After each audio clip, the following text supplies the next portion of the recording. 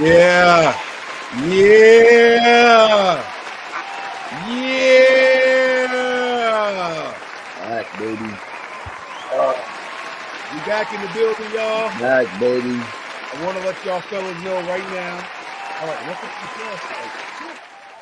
the I want to let y'all fellas know we officially have a YouTube page. Oh, snap. What? People All been right. asking. All right. Now, YouTube goes through this thing where you got to have your page for at least 24 hours before you can start uploading videos longer than 15 minutes. So I can't upload anything we've done yet. But y'all can start telling people, check us out on Pod About It on YouTube. YouTube.com/Pod About It.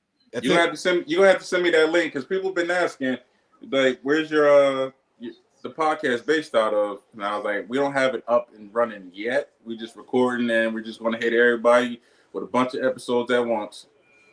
So I got to send you the link because you can't. I'm about to say he definitely just told us the link. Why can't you just? First of all, I had a brain fart in the middle of it. As soon as the moment you were done saying the link, you gotta send me that link. I don't know.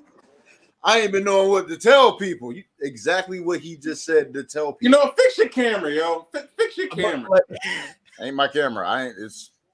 You know what? Remind me next time you come over. I have another one that I don't need again until I probably won't need it until next football, the middle of the football season or the playoffs. But I have another camera that you can use. Oh, there we go. Just so you know, I got it in the fast port. Well, it did clear up a lot faster right now. Yeah, it did. So, but try not to rock too much or whatever. It's probably, you know what you got to do. Did it when you plugged it in? Did it come with like the software? Did it start loading software and all that when you plugged it in? I don't remember. Because what's happening is it's your autofocus. Right. It's your autofocus trying to find you, but for whatever reason it can't. It's probably because you're real chinky eyed. And anytime you drink, I only notice it on camera. Do you think one of the fast ports is faster than the other? Like if I switch the microphone in the no? Okay. No, there's only two speeds for ports that I know of. You know what? Let me read the specs on mine again. I do have like and sometimes they have color too. Like sometimes one to be like blue and the other one to be black. It got to mean something. No, mine has numbers on it. It tells you which one is like the fast one, and like if I take my I got two of them with the lightning bolt. So I got the camera and the microphone, the lightning bolt. The mouse is in the normal one. But yeah, so guys, we should be up and running real soon. But let's start every episode the same way. How my fellas doing, man? What's going on with y'all? How y'all feel? Man, good. Going for my first ever surgery. I'm getting eye surgery. Oh, Welcome to the club. No. Don't get that bullshit that he got. Don't look for the woman that came with coupons. Oh no. I ain't get no coupons. Don't play me. Yo, my man had the most bootleg eye surgery. It was not bootleg. No, you were lying. You are lying. I'm not lying. Did you get both of them done or one? I got both eyes done. To this day, he still uses eye drops after the surgery. That's because my eyes be dry. That's different. They took your tear ducts out? My eyes be dry. They're different. You know what? I could tell what kind of podcast. I'm putting shades on because I don't want my facial expressions to ruin nobody's or nothing. Let me shut up.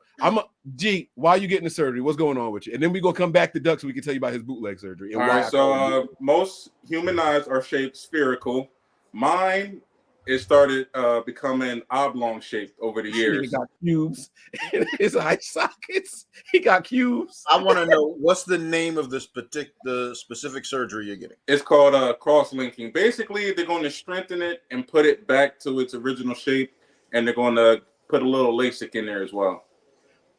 So wait, so you getting like plastic surgery on your eyeballs? You know we can't see all that shit, right? Like no, I don't know exactly how they're strengthening the eyeball, but the way he explained it to me, it needs to be strengthened and it's going to go back to its original shape, and they're going to fix the vision with a little bit of LASIK, and boom. So hopefully you're not going to need glasses anymore.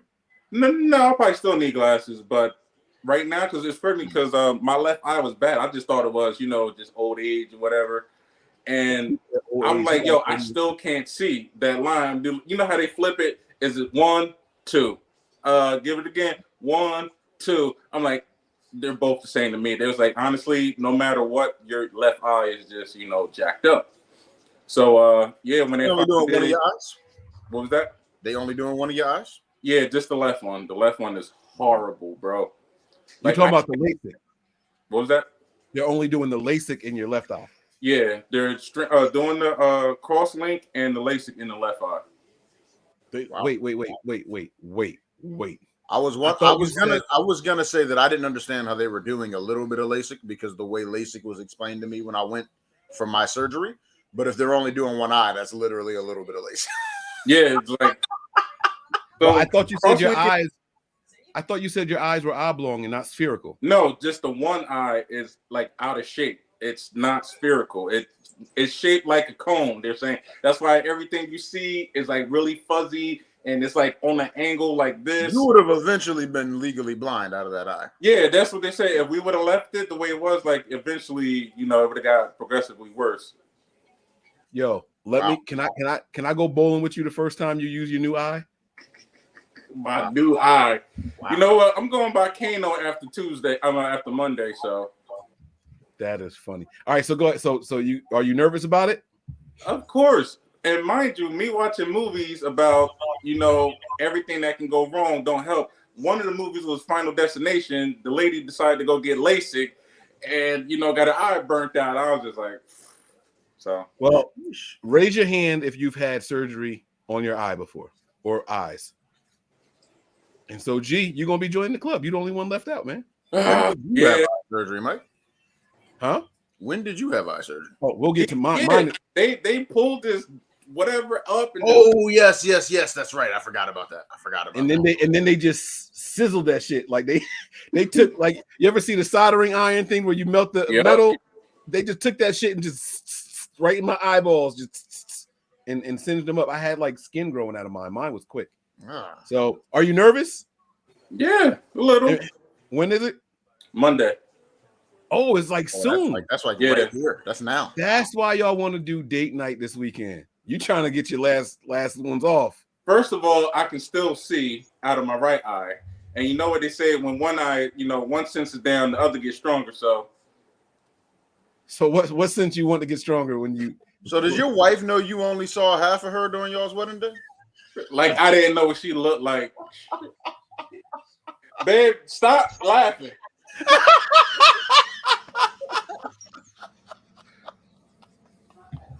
Of course, I could see what she looked like even if I was blind. That woman, boy.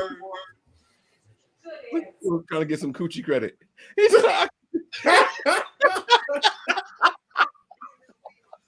Whatever. Duck, about you. So mine was called LASIK because wait, nah, we're not just gonna let them speed past it. So when I say it was bootleg, just the name of it. It's not.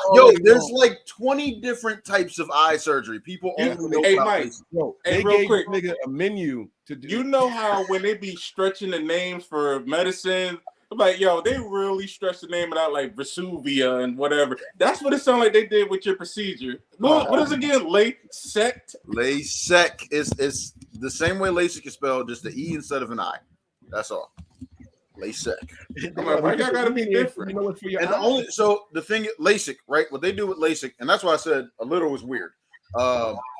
They cut a flap, open it up, put a contact on it, close the flap up. That's what. There's no recovery time.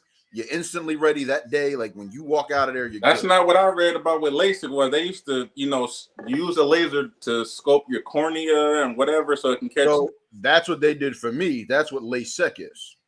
So they literally used the laser. They had to clean off the surface first, and then they sculpted my cornea. And the reason that wasn't that they had to do that and couldn't do the LASIK is because I have an astigmatism in each eye, and they said, "Oh, we have to monitor that over the course of your life." So what's the difference between LASIK and LASIK? LASIK, like I told you, you have a permanent contact. $2,000. He went down to. Honestly, it only saved me $200. It only saved me like $600. But yeah, no, it LASIK. I don't have any contacts in.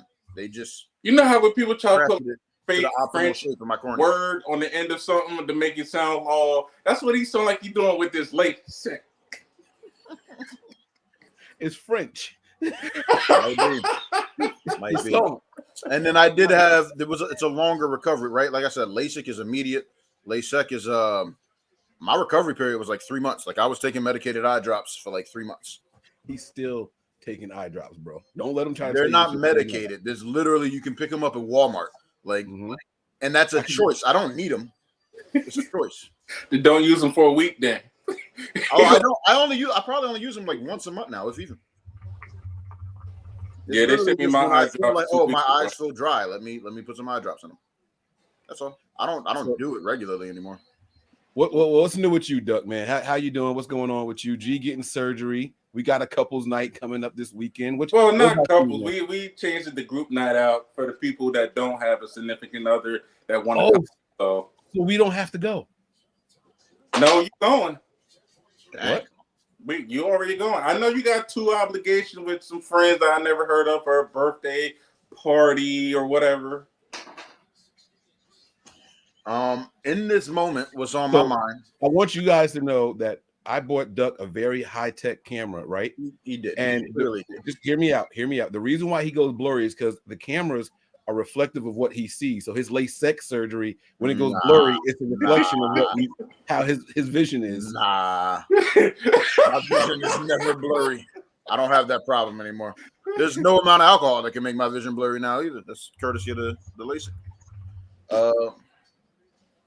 See, but what's new with you, man? You done jacked it up. I'm about to say in this moment. So, Mike, you and I talked the other day, and I told you went grocery shopping with no budget for the first time in a while, and went slightly over. Remember, I was like, it's a few items that just put one of them back, and I wouldn't have gone over that number I had in mind to stay under. Just found out I could have stole one. Literally, as we were setting up for the show. So one of the things I bought was a paring knife. Y'all know I like to make my drinks at home, and sometimes I slice up the fruit, and for the lemon, the lime, all that. And sometimes the one is dirty. I've used it like 2 days in a row. I want a fresh one. My old spare was dull, so I was like, I need a new one. Bought a new one. Just now, I went to use it for the first time, took it out the thing, just pulled it right out the didn't have to cut nothing, didn't have to rip nothing. No, it came right out. I was like, yo, I could have just put this right in my pocket in the store and walked right out. So take it back, go to the hour.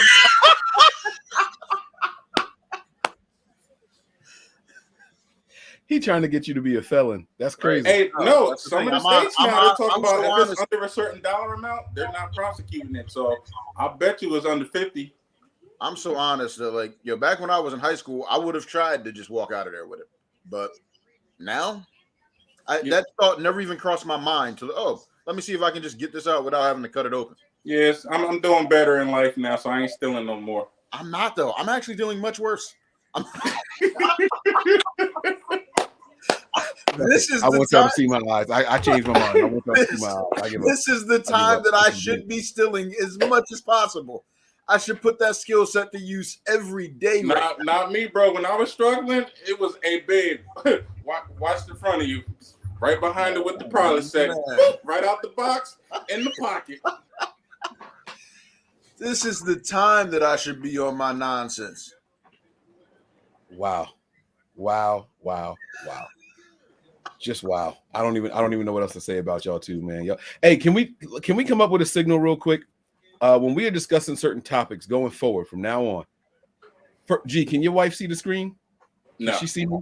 No. Can we come up with like a signal if like you have somebody in a room and they can hear what we're discussing? Like, can we just do something real quick? Like just a little, like just something. If somebody's in a room with y'all, so that way I can tell like what's happening. Like, but I already told the missus, I'm like, babe, look, we're doing the podcast. That's not what I asked you. It's not what I asked you. I get his point, right? Yeah, it's different, G. It's different what he's getting at. I just want to know when we broach certain topics, if we can come up with a signal like this. Like that. You ain't got to sit there and do all that. You're not trying to land a plane. As simple as like, yeah. No, because that's not, that you can mistake that because we all do that. We got mustache, so every time, That's what I'm saying. I'm not saying that has to be the simple. I'm just saying it could be that simple. I'm not saying it had to be the signal. It could be that simple.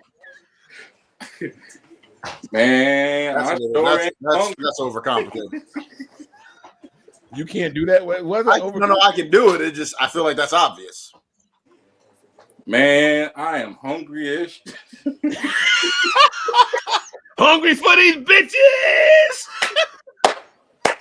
No. She gonna be like, babe, he playing. He just playing. Turning the screen, right. Walking the screen behind the bed. Babe, look at the screen. All right, so let's go ahead and get man. What's new with you? Oh, so I don't know. Well, since the last time we spoke on camera, I think since the last time we spoke, my job sold the company. Did I tell that on here? No, not on here. Okay, so yeah, my job, they sold the company I work for to a much bigger company, not quite as big as the one that I came from originally, but they're the second biggest oxygen or respiratory company in the country. Hold on, so at some point in time, you was working for the first and second biggest company? Now, yeah. And no. The problem is they got people that do what I do already. So I don't know what my future is gonna hold. Bro, so we already spoke prosperity over your life. You good, man. I sure hope you're right. The guy keeps telling me he wants me around. He might want me to. Hey, can you speak some of that prosperity over my life? Hey, you good? It's already done. It's already done. Appreciate that. I appreciate that. So, I've been talking to the guy who's spearheading. So, what this company does, the reason why they're so big is not that they're good. Actually, their customer service rate rankings are pretty low. But what they do is they just buy the competition. It's the Rockefeller motive all over. Like we can't beat you, so we'll buy you. And that's literally what they do. They just go around and just buy smaller companies for a couple $1 million, buy out the owners, and they just take it over. And eventually people are going to have no choice but to go to them or the previous company I worked for. And the reason why that's a concern for me is they have people in place that do what I currently do. They have people in place already. Yeah, but they're not you though. That's a crazy dynamic when you think about the fact that that position was essentially created. Like when you see the difference between a huge corporation or a company versus essentially a mom and pop operation, right? Like, right. That's a crazy dynamic to think about. So when they brought me into this company that I was at, I should say, right? It was with the idea of Mike, help us grow so we can expand. The problem is I did that so well, we ran out of money and the owner was at a crossroad. Now you're going to have to either put a lot of money into it and take an immediate loss so we can continue to grow, or you're going to have to admit you've got us as far as you're willing to take us and you got to move on. So when we first came, we were understaffed. We had more equipment than we had patients.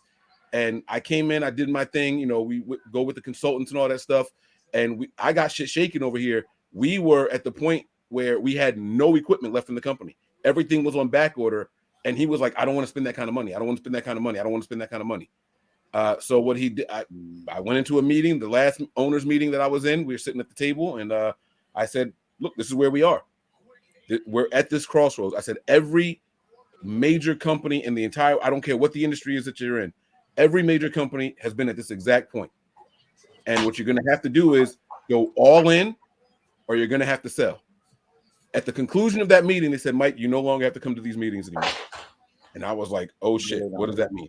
Long story short, he took my advice and he sold to a bigger company. And they came in right away and just put mad money in. They replenished our inventory.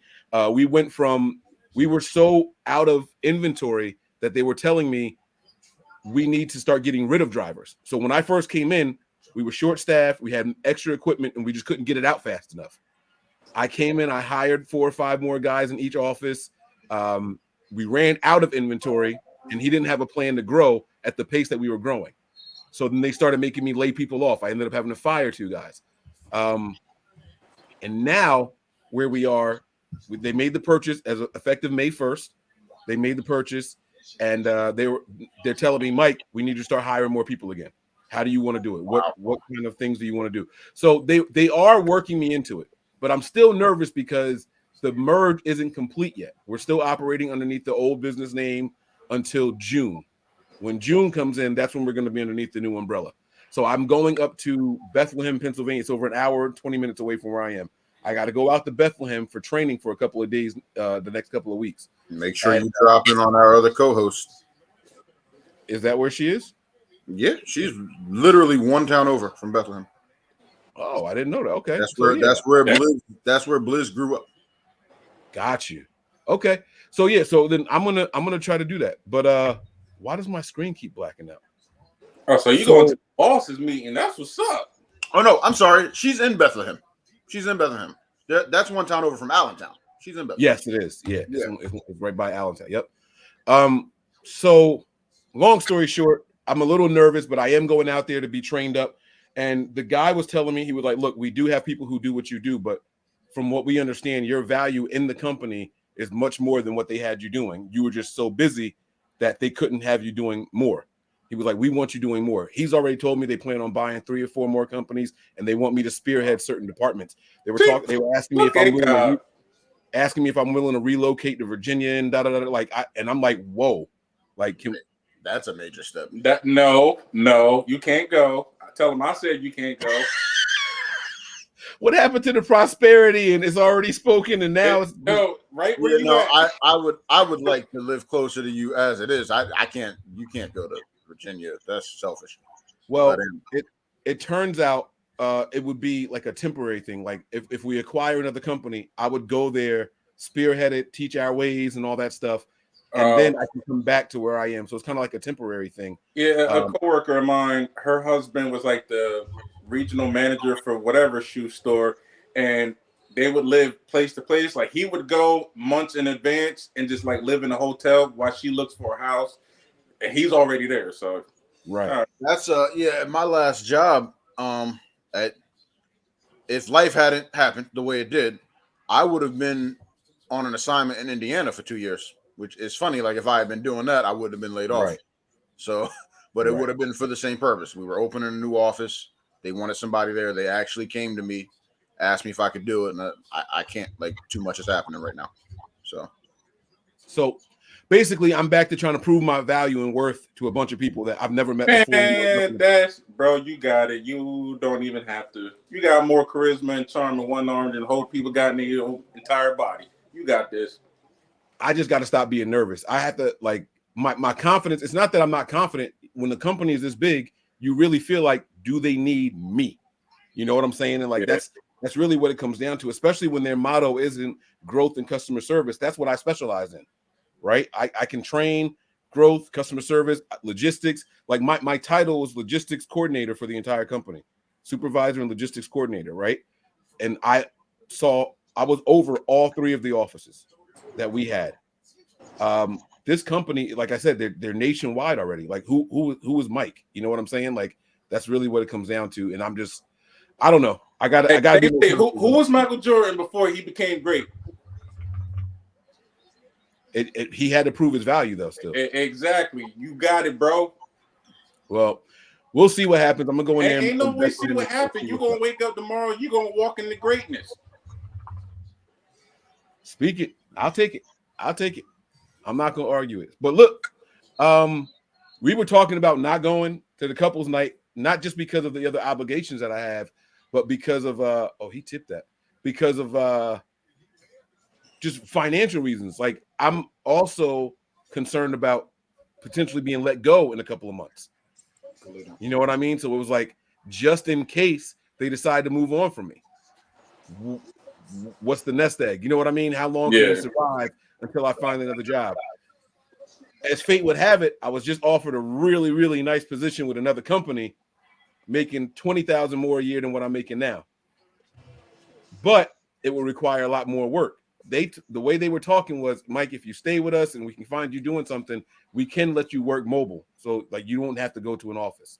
So actually, you know what? There is a topic that I have written down. And because you mentioned it, I think I might want to pivot to that one. And we might be able to go to the one that I was talking about in this show. or we can get to it. Like I said, I just want to get to it before May. Well, let's start. Let's start, man. Let's start with some All right, topics. so Man. I'm watching. It was only 6 episodes. It was a show on Netflix called How to Get Rich, and I'm like, what is this scam show? So I started watching it. It's a financial advisor. He even wrote a book. Was I think New York's best-selling whatever, and he goes around helping people, with their finances. And his question is, what is your rich life? And he'll ask them, most people be like, well, I want to go on vacation 3 times a year. I want to be able to retire my parents. I want to be able to save more. I want to be able to invest more. So what you were saying about you don't know where your finances will be, what are your guys' rich life? Like, what would your rich life be? Duck, you want to go first? Yeah, no, because I think about this often. Enough passive income that if I decide I don't want to have a full-time job anymore, I can walk away, all the bills are covered. And I can literally just do whatever. I got a nice big house with an in-ground pool, preferably indoors.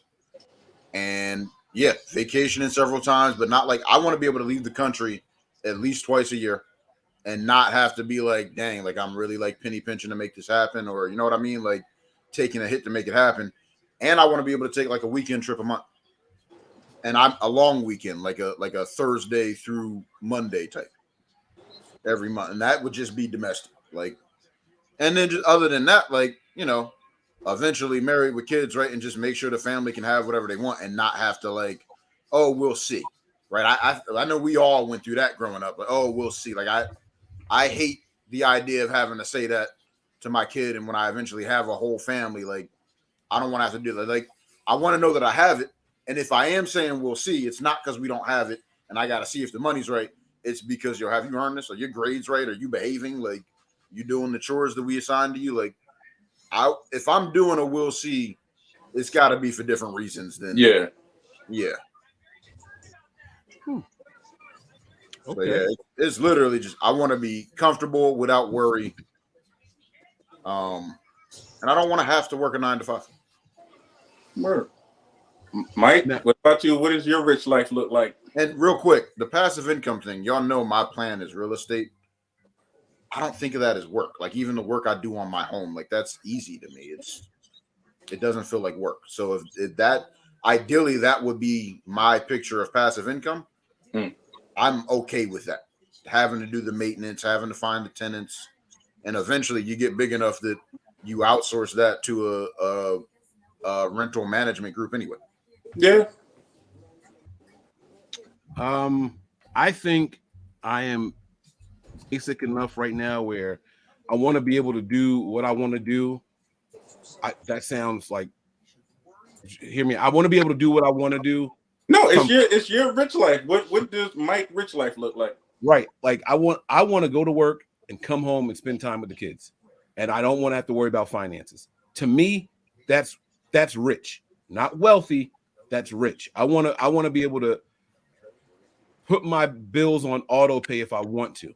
Right? I have some that are on auto pay, but I don't like the idea of auto pay. That's why I said if I want to. I want to be able to have just that peace of mind. You know what I mean? I don't need to have millions and millions of dollars. I just want to be able to not think about, like budgeting for, I want to get this, but it's going to have to take me a couple of months of saving. You know what I mean? Yeah. Does that make any sense? Yeah. Like that. Yeah. That's what I want to do. That to me, that's my rich life right there. Sure.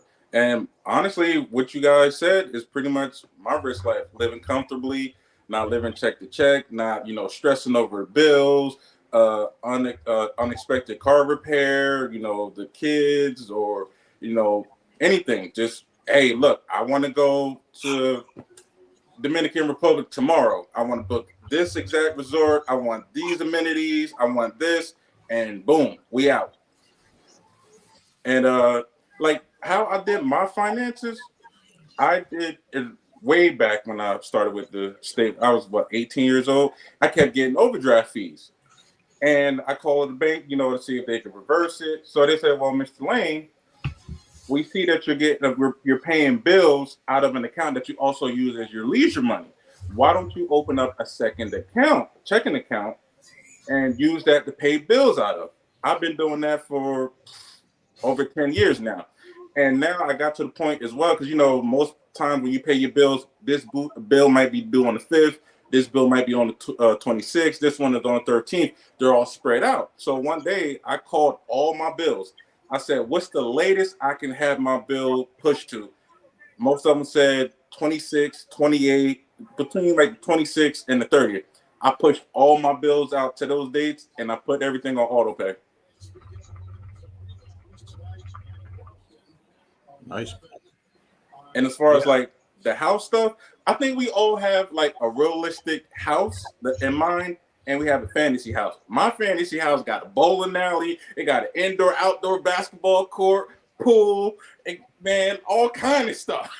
He gonna get all this stuff and use it for 2 years and be like, man, I'm too old for all that. I don't know. My house got a lot of stuff. My fantasy house got a lot of stuff in it, but a lot of it is realistic too.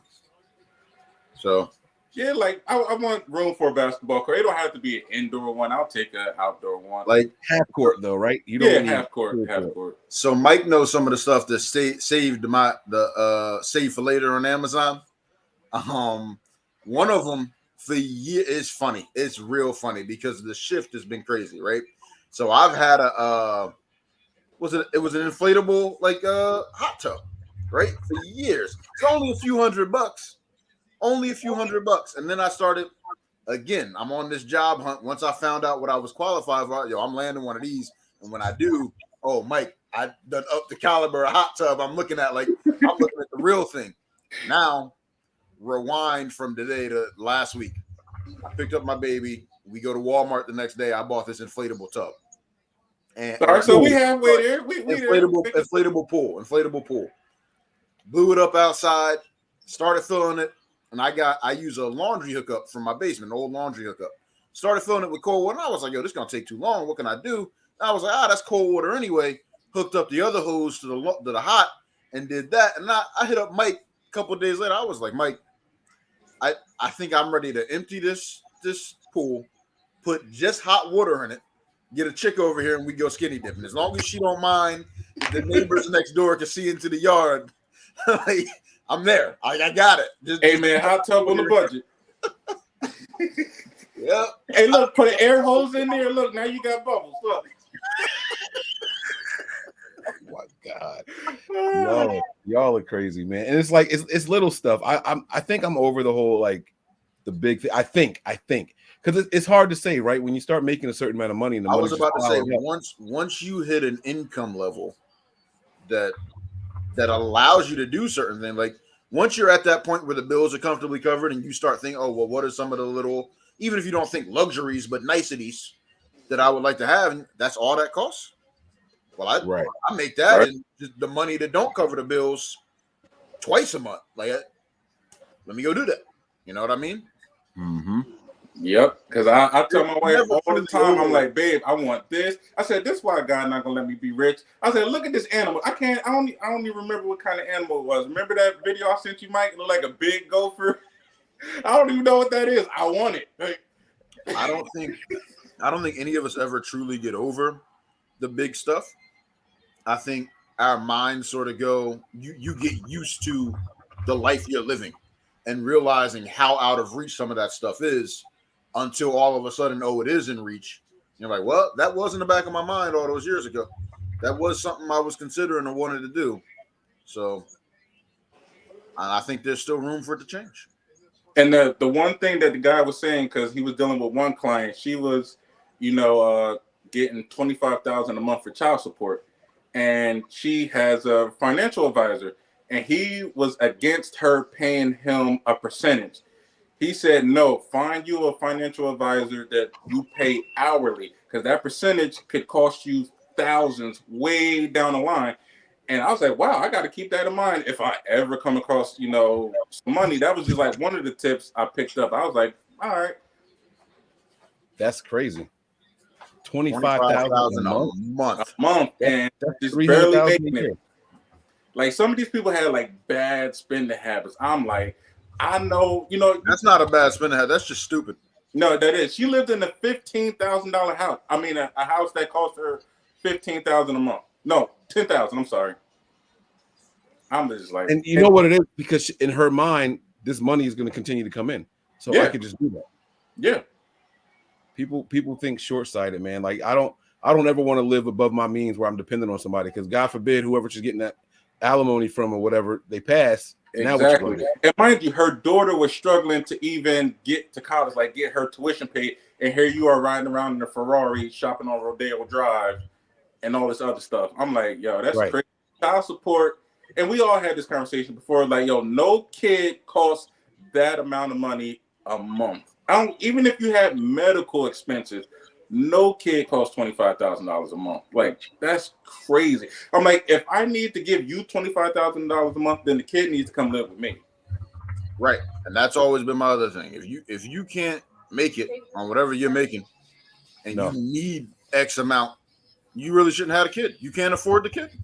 Because what happens, like he said, if that dad dies is paying that child support, what you gonna do at that point?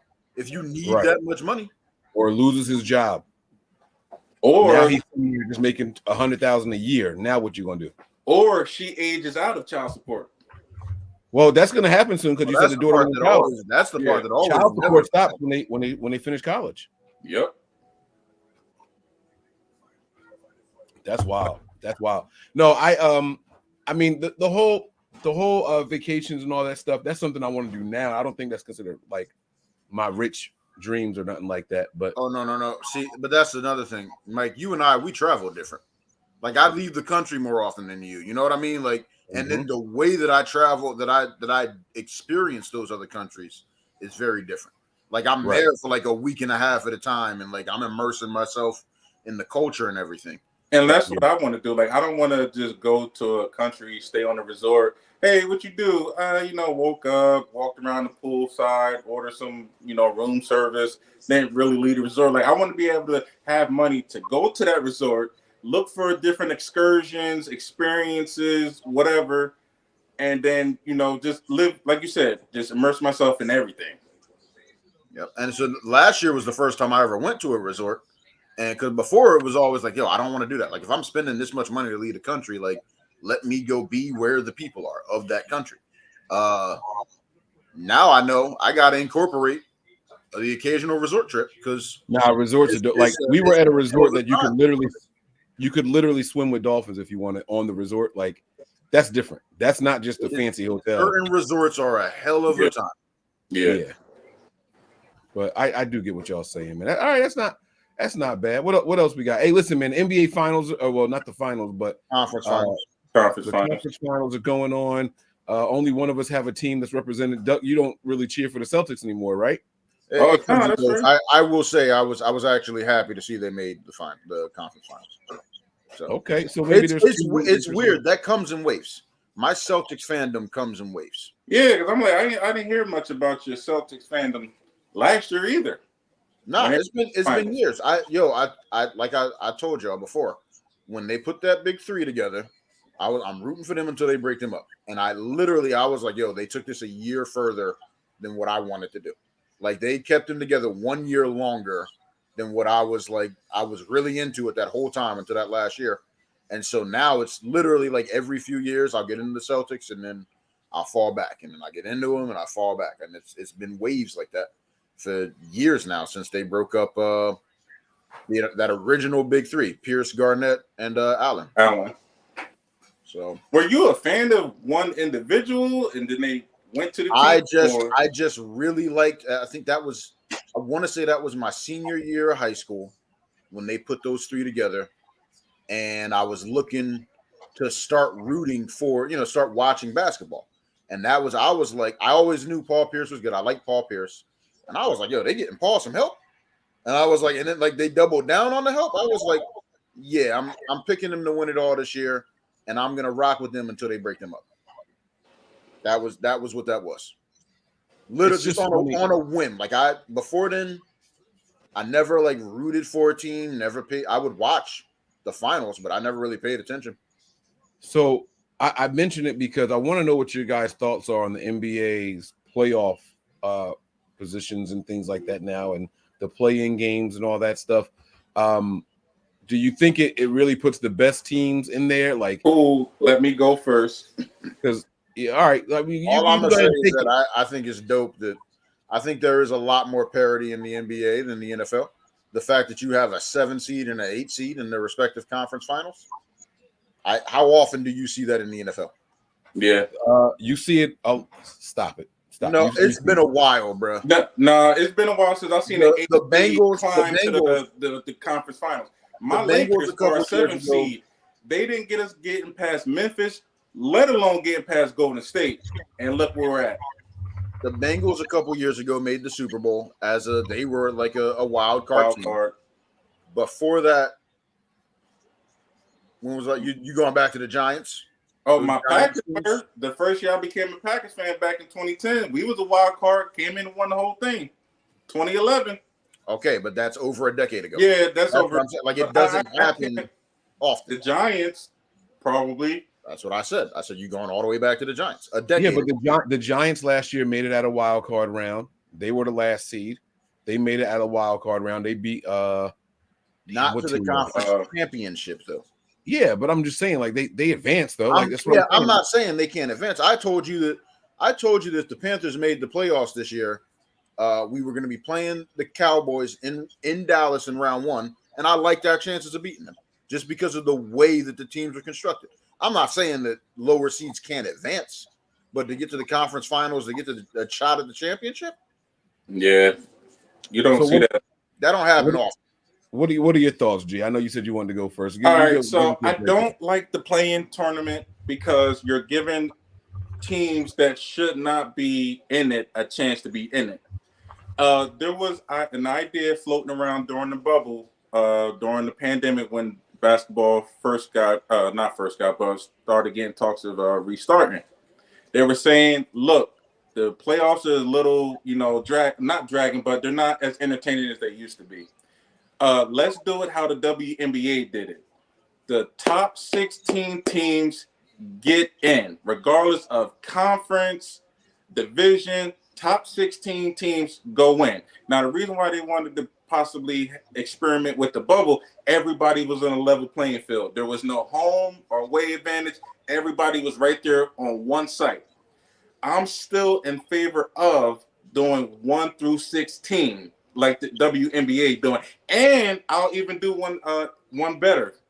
An analyst said this, and this idea got me excited. One, you got the elite teams in the league playing against each other, regardless of the conference.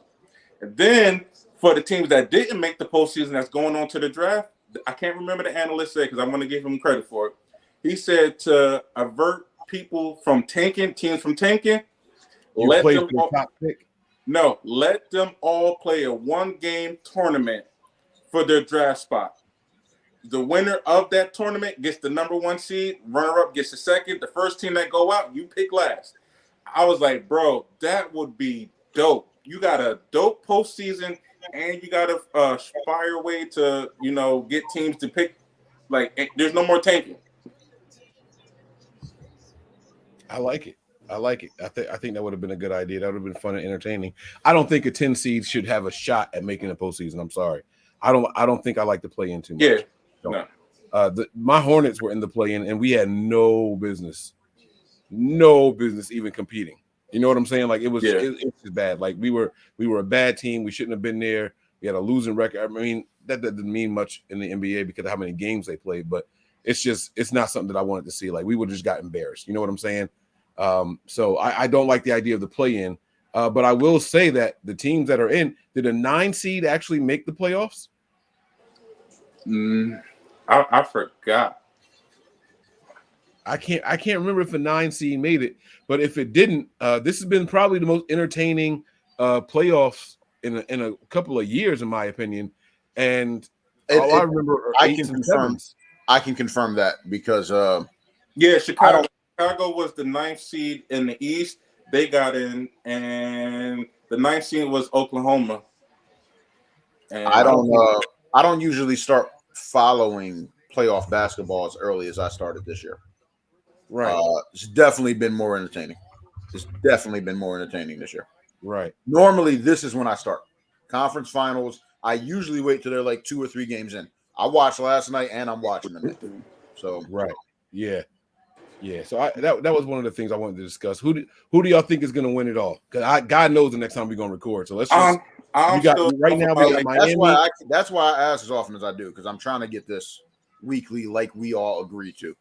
Right. I'm still going for my Lakers, man. I think we can get it done. We were down over 20 points the other night and came back within 3. If we was on point from the get-go, I think we could have won it. And Mike made a suggestion. Rui, he's like, yo, whoever this Rui dude is, need to stay on Jokic.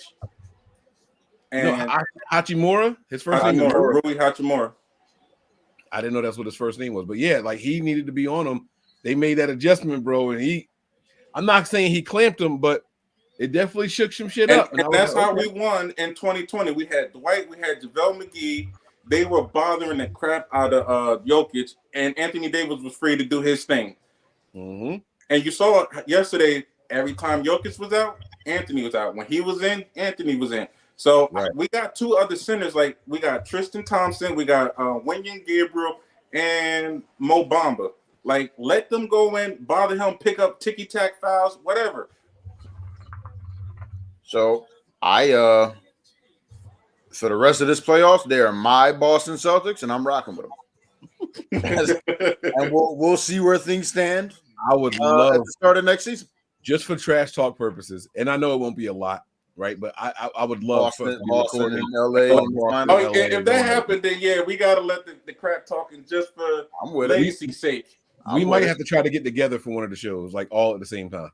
I'm with it. And before we switch topics real quick, I think the one episode got lost about how we all became the fans that we are for the teams that we support. Let's go ahead and get people a quick backstory of how we became fans of the teams that we are rooting for. Mike, you go ahead and kick it off.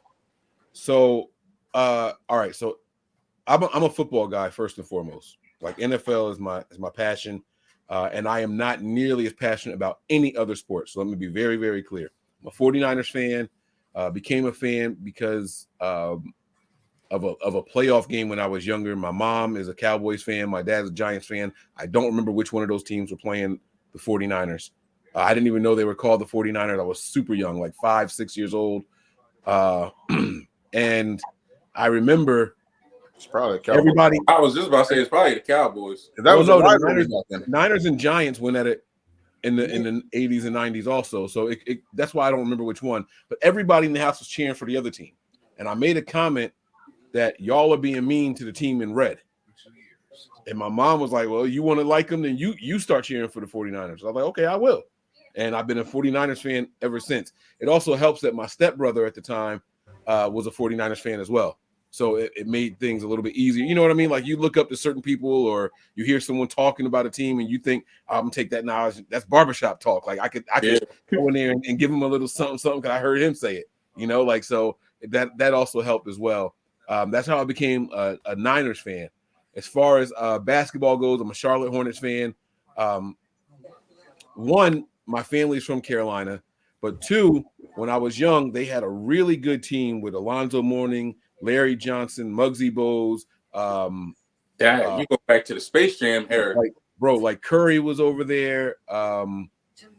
There's another dude. I'm blanking on his name. Wesley was over there. Like they had a squad, but Michael Jordan was in the league and he just wasn't having it. You just couldn't have no fun. Yeah, man, you just couldn't get past them Bulls, but we had good teams. I remember one of my favorite shows when I was young was a show called Family Matters with Steve Urkel and all them, and they had Grandmama on there. Grandmama was a crossover character that Larry Johnson played as an old lady. I don't even know. I don't know if y'all remember. He would put on a wig and a long, like old woman's like nightgown, and he would go out to the basketball court, moving all slow and everything. And then I want to play, and then he's just jamming on people, like just this big brolic, but she had on a wig and everything, like an old lady. And I was like, who was he play for? And found out it was the Charlotte Hornets. Okay, that's my team. I like Grandmama. Like that's what I want to see. So that's how I picked my basketball team. Jersey. born and raised in Jersey. I'm a New Jersey Devils fan.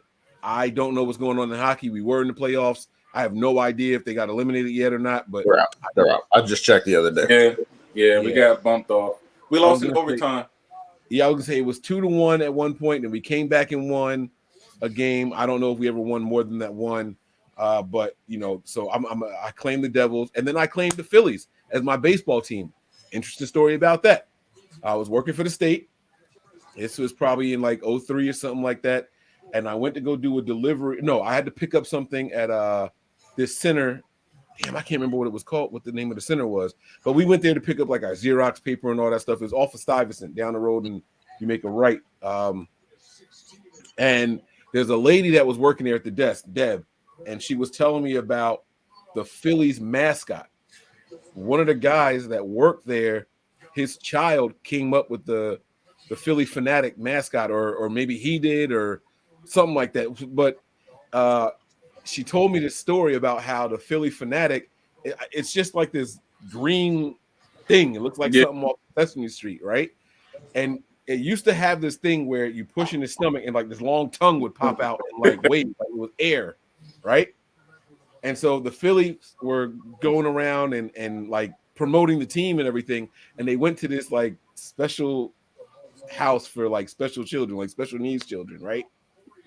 And the children were terrified of it because it walked through the green thing. It was crying. They were like, "You got to go. You got to go." He's like, "Wait. I got something I can do. I got something I can do." So he goes up to a kid and he pushes in the stomach, and the tongue pops out, and the kid passed out. Like the he was trying to like lighten the mood, like, "Oh, the kids are gonna love this." The kid passed out, went pale and everything. They had to like wake the kid up and all that. And ever since, I've just loved the story ever since. You know what I mean? So I do claim the Phillies. It's another local team. You know what I'm saying? Like I do live in Pennsylvania now, so technically that's another local team for me. And that's about where my fandom stops. I don't watch baseball. I've probably watched a total of 5 baseball games my entire life. I'm not one of those guys. That's a lot. I think that's about it. If someone is talking about NASCAR, I know who Bubba Wallace is, black driver. You know what I'm saying? Like I won't lie, I have watched a couple of his races, but not as many as baseball games as I've watched. So that's my legacy. What about you guys? All right, my fandom, y'all, Panthers fan. I don't know what I said in the last, but I usually just tell people it's because my family is from North Carolina. The real story is when the Panthers were making their Super Bowl run the first time for the 03 Super Bowl. We went to Mike. Y'all were living in Trenton still. We went there and watched a couple playoff games. We were going there each weekend. Like me, Kaneen, AKA, like we were going there.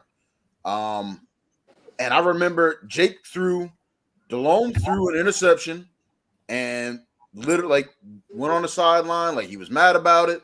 Went back out on the field. You never would have known, and just his grit and toughness. Obviously, it was their Super Bowl run, right? So they won the game and got back. They got to the championship.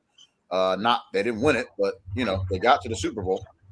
And Jake is more than anything the reason that I am a Panthers fan, because I just love the way he played. And Mike, you more than anybody, probably our cousin Landis too, remember me and Jake. Like there was not a better quarterback to me, and that was like I could acknowledge that like Peyton was the best quarterback in the league. Loved him, right? But disgusting. Like my favorite quarterback was Jake DeLome, and it was his mental toughness, his grit, his never die, never give up attitude. Like I love Jake. I love everything about him, and I've been a diehard Panthers fan ever since. So yeah, that's how I got into the Panthers. Boston, we just talked about the Celtics. Literally my senior year of high school, put the big three together, and I'm a root for them until they break them up. And then that last year, I said it went too far.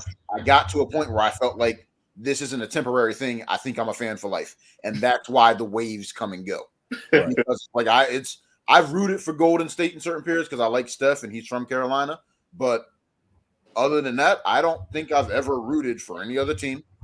I did like Dwight Howard at one point, but to me, he just never like put it all together for like the potential that I feel like I see in him. Yeah. And he's never lived up to what he could be. And I'm not the most technical basketball fan, but I know whenever I talk to other basketball fans about this, they all agree that he never lived up to what he should have been for how talented he is.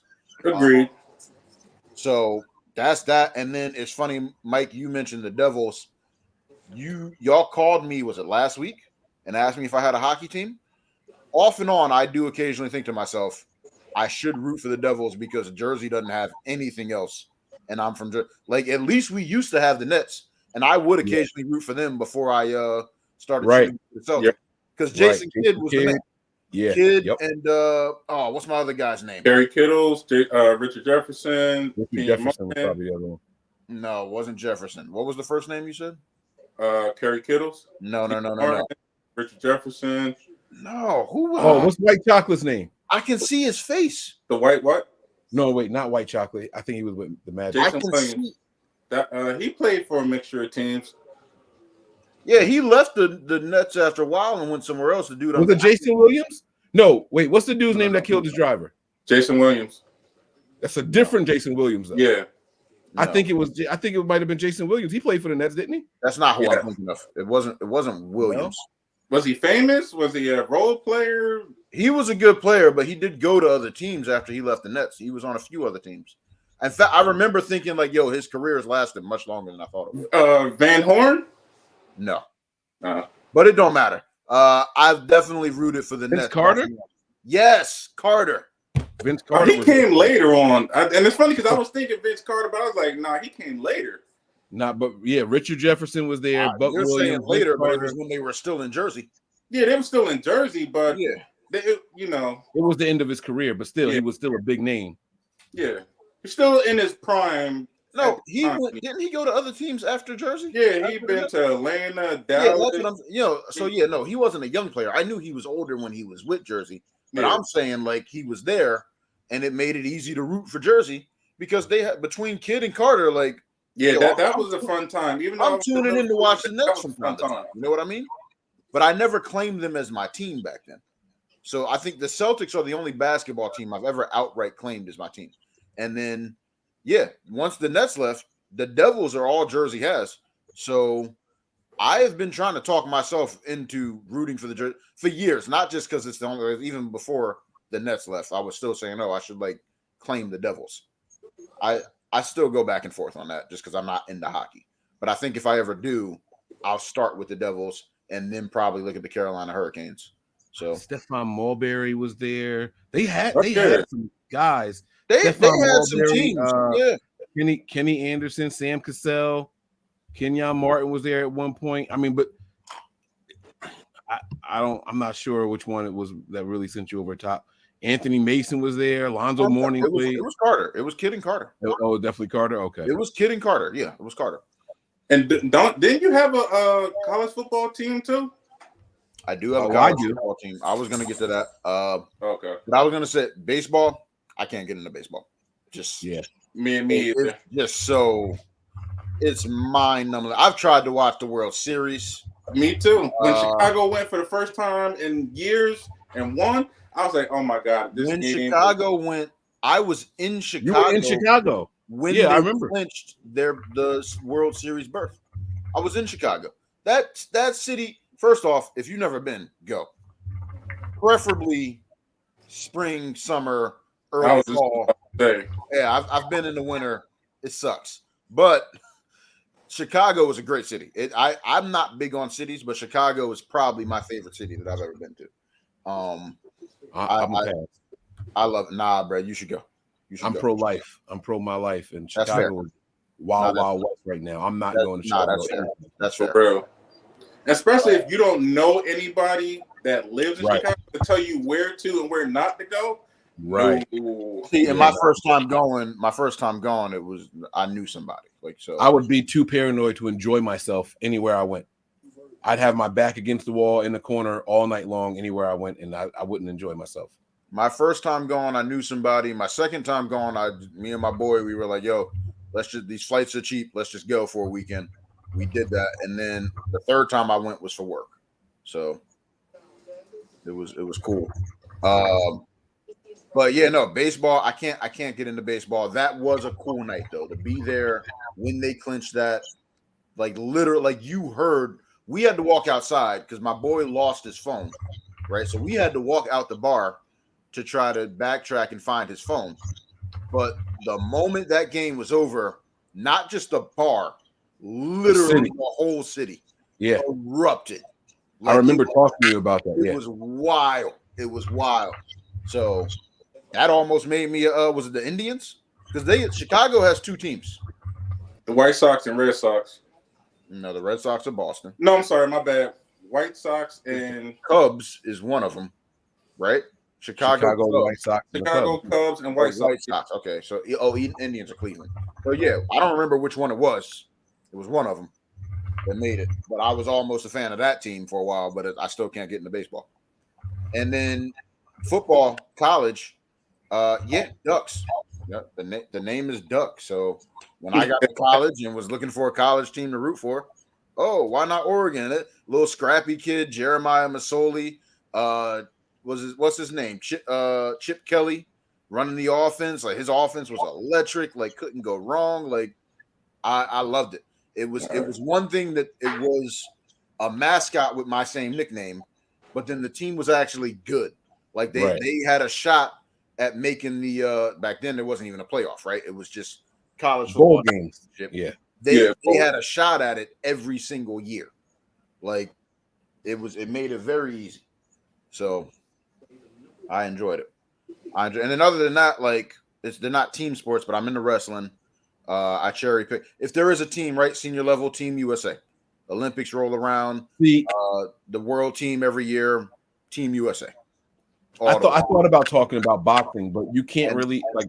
There's no team in boxing. You know what I mean? That's why I wasn't going to mention it, right? So, but with wrestling, like you do have every individual school.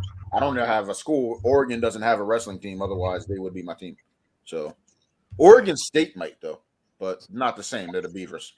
You know? So my fandom, I'm a Laker fan, I'm a Packer fan, and I'm a Jersey Devil fan. Going back to 2001, as far as the Lakers go, I'm a 13-year-old kid in middle school. Lakers and Sixers, made it to the finals. Wait, you were 13 in 01? Yeah. Yeah, I remember that year. We live about 40 minutes outside of Philly, and everybody is Sixers, Iverson. I'm going for the Sixers. I'm going for Iverson. I don't know anything about basketball other than we played during gym class. I'm like, I'm gonna go with the Lakers, not knowing they just won the championship the previous year against the Pacers. Right.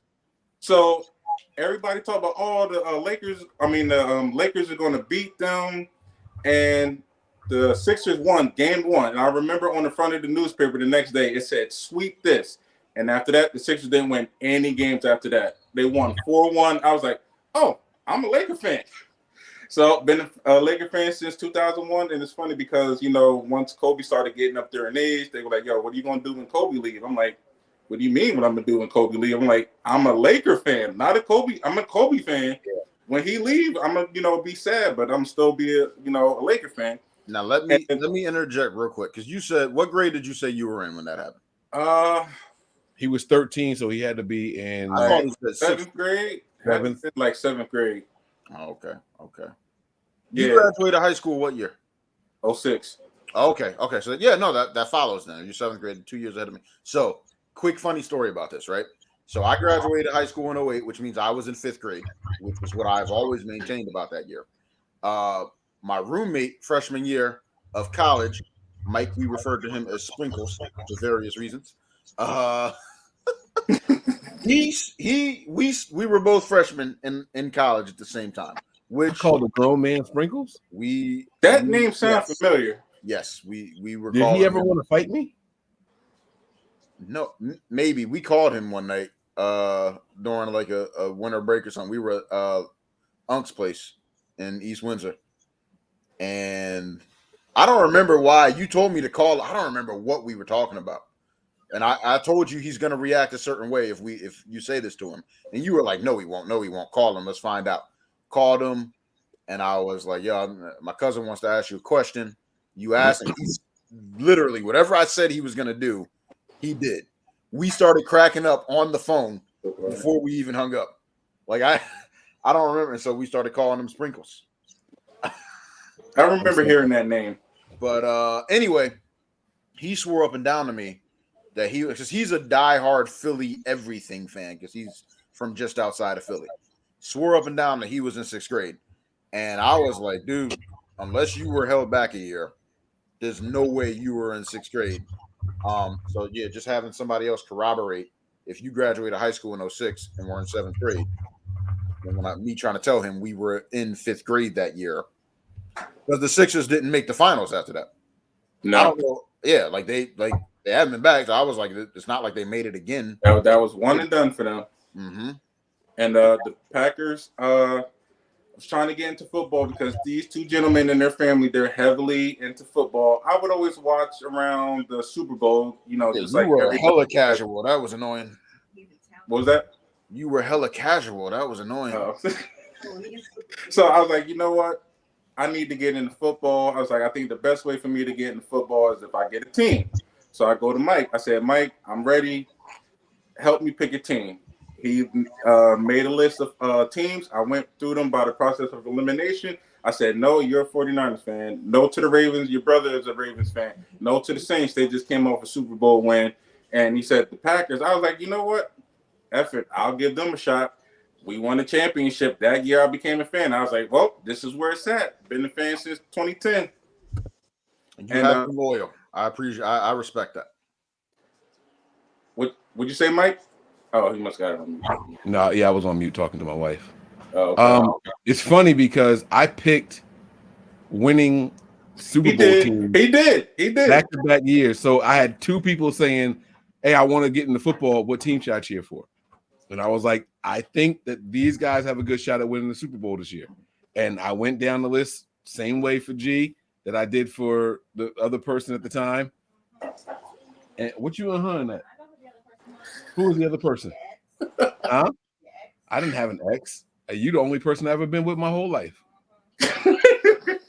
What, the letter X? Man, girl, what you talking about? DMX. Yeah, I told DMX to be a fan of the Steelers, and I mean not the Steelers. I'm sorry, the Saints, and they won the Super Bowl also. Like it was just, I was like, damn, like if I was a gambling man, I could have made out pretty nice. For real. And then years ago, maybe within a 10-year span, me, you, and Josh, we said we was gonna get into hockey. We was watching hockey. I remember watching the Pittsburgh Penguins. We said that year we was gonna get into hockey. We watched a couple of games. I fell off. I think I said I was going to be a Devils fan because Jersey doesn't have any other sports team. So I was like, I'm born and raised Jersey, got a rep for Jersey. Up until this recent playoffs, we heard that they made the playoffs, got out of the second round. So I was like, oh, snap. Hey, Mike. Well, Mike hit us up and said, yo, what are y'all doing? We should go out and watch the game. So I was like, all right, I'm with it. We ended up going back to his house and watching the game. So from this moment on, 2023, NJ Devils fan, I'm going to get more into hockey. There you go. I like it. Now, see, I will say, if I do it, I'm getting a jersey because I think hockey jerseys look cool. They're probably the dopest jersey out of every sport. Like, I would say baseball come next. Didn't the Devils next? I know his name.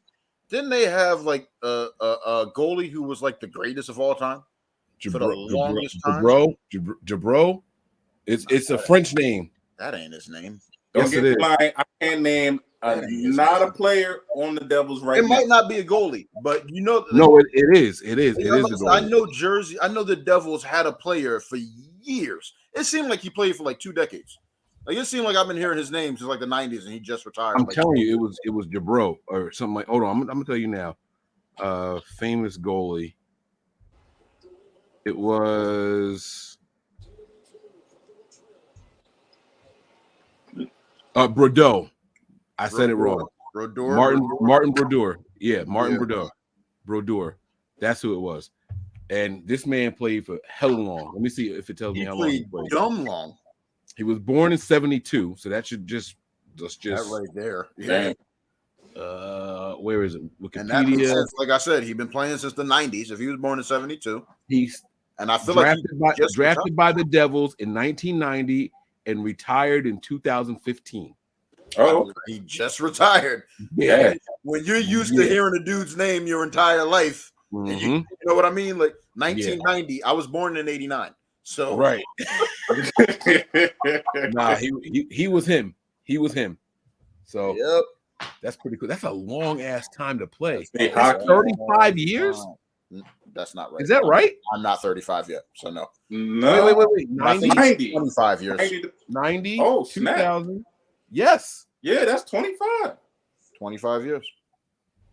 Wow. Well, if he's a goalie, yeah, because you just gotta be able to flex. Be flexible. Nah, but the thing is, like, even at the end, 25. It was still like they were still saying, "Yo, he's great." Like he's like the way they were talk. I feel like the little bit that I was hearing when they would talk about highlights and all that at the end was like he was still at the top of his game when he walked away or close to it. Like there wasn't much fall off from when he was at the top.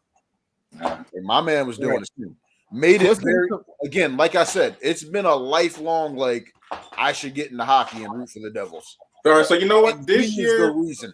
we are NJ Devils fans. We're gonna hit each other up, bro. Did you see the game? No. Did you see the play? Forget seeing the game. We're going to go to sports bars and watch hockey games. Let's invade. I want to go to a game. Bars.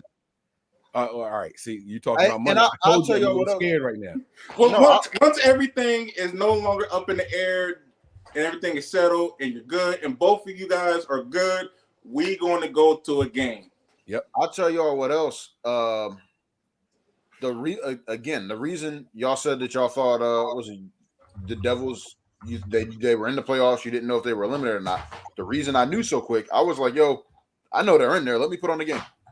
Mike didn't know. I knew because I watched us get eliminated. Like overtime, goal. My man already saying us. You committed. But for real, I was like, I know they're in the playoffs. I might as well watch a game. Let me see if I can get it. Because so that's another thing I didn't say. My senior year of college, I was in a suite. There were 3 rooms in the suite, and one of the rooms I had a single. The other room was a single, and then the last one was a double. And the 2 dudes in the double, Nate and Nick were their names. They invited me, yo, we're gonna be watching hockey game tonight. It's playoffs. Do you want to? Or no, was it playoffs? Yeah, it was playoffs. You want to come watch with us? And I was like, yeah, I'm not. I don't know much about hockey. Like I don't watch it. He was like, don't matter. Just come. We're gonna have beers. Like just kick it and chill. Cool. Went in there, watched it with him. Just the energy, the excitement. It was one of the best sports environments. I mean, it was. This is a little dorm. That's a dorm. That's what I was going to say. Dorm room within the larger suite. It was just like the 4 of us or the 3 of us, and I think they invited like 2 other people. There were 5 of us in this room watching this game. Meanwhile, I'm like, yo, y'all know we could have did this in my room. I have a bigger TV. Nope, this is where we're at. This is where we plan this. Okay, cool, bro. Cool. I have been to a hockey game as a field trip in school, and to this day, it was not a playoff game. Let me be very clear. Wow. One of the most electric I've been to 49er games. I've been to like playoff, like, bro, this was the most electric shit ever. I thought it being a playoff game helped with, like I said, how that atmosphere felt. And I'm saying atmosphere, I was in a dorm room. Right. I wasn't at a rink. I wasn't at a live game. We were in a dorm room. And to this day, one of the and y'all know I go to football games. I'm trying to figure out right now if I want to go to one this year. There's nothing really. No. You already going to one. What are you doing? I had a debate with my wife. You going? Week 1 with your dad? You're coming with us? I talked to him. He doesn't want to put you in hot water with your wife. So she's coming. You should call him. We already got a sitter. No, he just called me like 5 minutes ago. Call him right now. Oh my god. Call him. On the spot. And G, you get the next topic ready while he's calling. All right. I got something light since we're about that hour mark. We're over an hour. I got something that I saw on social media. I think it's kind of fun. Let's see what everybody's answer is. I'm so mad that he said we talking now. What's going on, old man? I'm just testing out my grip. Okay, well, hold up. Hold that thought. Hold that thought. We are recording the show right now. That's why I didn't answer your call earlier. Mike just brought up something you and I spoke about not too long ago.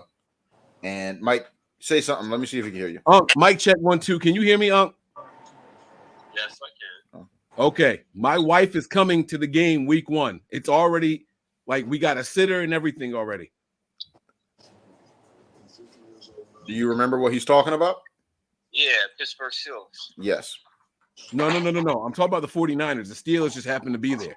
Oh, wow. That's disrespectful. But it's that Steelers home. Yeah, no, y'all are just in the stadium that we just happen to be playing in. That's all. It's okay. I don't want to argue about logistics, but this is a game that we have to go to. What time is that game at? It's a 1 o'clock game. You know I'm not missing Panthers kickoff. Like what? You can watch it on our phones. I sure can. I was wondering if you were going to realize that. Okay. Come on. And here's the crazy thing. I already got permission from your wife for you to come to this game. Wow. She's gonna be on a cruise that day. She's not even gonna be in town. Wow. You have no obligations. I laid everything out. You gonna let him talk to you about permission like that, Dad? Yeah, I am. That's somebody that's been married a long time. Let's go, Let's go. That's Come on. 39 years of marriage. Oh my God. I'll talk it over with the boss, and we'll see. I already talked to the boss for you. I'm not joking. That's how I know she's gonna be on a cruise that day. I can't take your word for that. I could get. How else would I know about the cruise? You don't understand. I live with her. Oh my You're trying to cause drama in my marriage. No. I think you're looking for a loophole.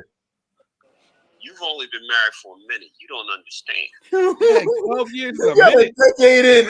Wow. Oh, God. Wow. All right, hold on. Are you calling my mom? I sure am. Yeah, I did. Hey, Auntie.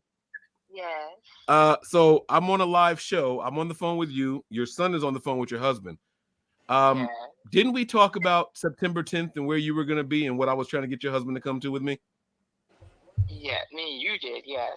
Right. And what was that discussion about? Because I think he thought I was joking when I said I already talked to you and everything is cool. You and him going to a Steelers-Niners game. Let's go. And that was okay with you, right? It's fine. I'm going to be going, so yeah, it's okay with me. Uncle Ken, all the pressure's on you now. You heard your wife just say Everybody Hey, watching. He's Uncle Old Man on this pod to you. She said that to you on the phone because she likes you. But she's going to tell me how she When really I came home, I said, you doing something on the 10th of September? I said, nothing after that. I know. Well, I that's said, what was sure? Oh, he dry snitching. Okay, Auntie, I'm gonna let you go. He kind of backtracking on the show right now. You got him a little scared. You got to make sure you go home. And he said that you just telling me that because you love me, but he was like, you gonna tell him the real truth. Do you hear my dad? Do you hear my dad? What did he say? What did he say? It again? You're not going to bring that Cowboys fan, are you? Your mom. That's what No. My mom's not. My wife is coming, but my mom is not coming. No. Okay, I'll go. Wait. You need to hang up with my mom and call your mom, and they need to find out why he don't want to go anywhere with your mom. Okay. All right. Thank you. Love you. Bye-bye. That's why I love this podcast. Who else calling people? All right, Oh, Dad. man, I love it. Let me talk to you later. Mike got what he wanted out of you.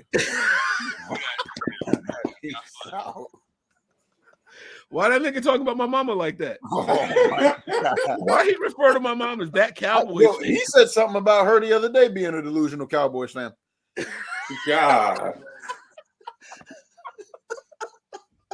He was like, it was Mother's Day. It was Mother's Day. He's, your aunt went up there to visit your grandma, and she's the Cowboys nonsense. I don't know what her problem is.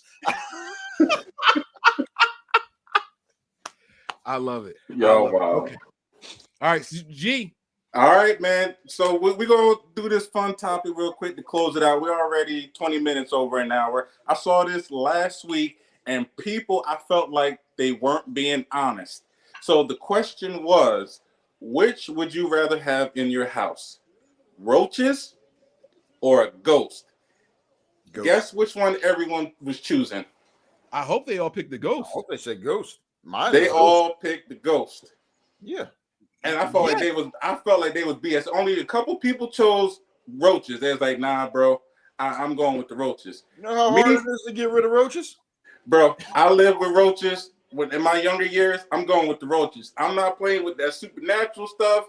Nah, I'm good. Give me the roaches all day, every day. I'm convinced we had a ghost living in the attic at my parents' house growing up. I'll take the ghost. That's easy. Ghost the ghost is cool. The ghost, the cool thing about ghosts is they just might not be bothering you anyway. Mm-hmm. So like I'm okay with that. Roaches will have people thinking a lot of shit about you. Mm-hmm. Nah, bro. Ghost, what are you talking about? Are you serious? That's because y'all had pleasant experiences with ghosts. Talk to the other people that stuff flying around the houses and doors slamming behind them and that all kind of crazy who are stuff. you talking to, bro? Like this is me. I'm the one with the possessed. I'm the one with the possessed son that sleepwalks and got over the barricade and was standing in the corner looking up at the wall at like 2 years old. That's me. Oh yeah, I remember that one. Yeah, like I've dealt with that kind of stuff. He came in the room the other night, just standing at the foot of my bed, just rocking and with the attic itch. Like no, like listen. I deal with the supernatural. By the way, I'm so glad when I watched the kid when y'all were in Cancun, he didn't do any of that stuff with me. I don't know how I would have responded. I think I would have just like, Mike, I'm on my way home. I thought that had been done. This was several years ago. And I thought that had been done for years because Mike hadn't mentioned it. And me and Mike were downstairs. We were chilling one. It was late. And he just showed up. Like he's quiet. You didn't hear him come down the steps. And he was just standing. And where I was, for whatever reason, I'm always sitting somewhere where I see one of the kids before. Like if one of the babies get out of the car, out of the bed, they come down. I always see them first. And so I'll address, hey, what are you looking for? What do you need? And then Mike will look up, hey, go back to bed. Like Mike is instantly go back to bed. Like, it's crazy. But that little nigga just out of nowhere and it's speaking nonsense. It's all I've seen him do it several times. He's never talking about anything that has anything to do with anything. It's not real words, although it sounds real. That's the craziest thing. It sounds like it's saying real words. It just don't be relevant, coherent, right? Yeah, like it's not a full thing. Yeah, it don't make sense. None of it makes any sense. And he's still sleepwalking. Bro, he showed up, and I said, I was like, was he? Mike got him to go back to bed, and I was like, was he just sleepwalking? He was like, yes. I was like, that's still happening. He was, bro. I hadn't seen it since the apartment, not the house they were renting before the house they live in now. The apartment. Over by across from the storage place? Yes, that was the last time I had seen him sleepwalk. So how many years were y'all renting that house for? We rented over there, I think 2 years. And y'all were in the house y'all own now for several years before. This was just my baby girl just turned 5. So we've been here for 5 years. Yeah. Y'all been here longer than that. No, I bought the house in August before she was born. She was born in January. Oh, yeah. Okay, yeah. So you're coming up on 6 years. Okay, yeah. Okay, bro. He says stuff like, cat the bag, dog carpool. It be just that's nothing. No, bro. Listen, G. Roaches will have people judging you. I don't think people hold ghosts against you. Nah, they hold ghosts against your domicile. I ain't gonna say no name. We got cousins that had roaches when we were growing up, and to this day, none of them live in that house anymore. And I judge all of them. Everybody that ever lived in that house. Think they dirty. In my mind, I can't go to their house because they had roaches when we were 7. And that's what I'm saying. It's a stigmatism that sticks with you, Jill. And the only reason why we had roaches is because of our upstairs neighbor. She was trifling. She had water overflowing, trash throughout the house. We had roaches because she had roaches. God willing, I'm never going to be attached to anybody anymore. Mice, roaches, any kind of stuff. Like if your neighbors got it. Once I leave this house, I'm done because they get they get mice and they find their way over here, and I'm just like, yo, what the heck? Mice. You can ask Mike. I've gone through so much extensive work trying to keep them out and get them out, and they still find a way. And I'm like, yo, I just found another dead one the other day.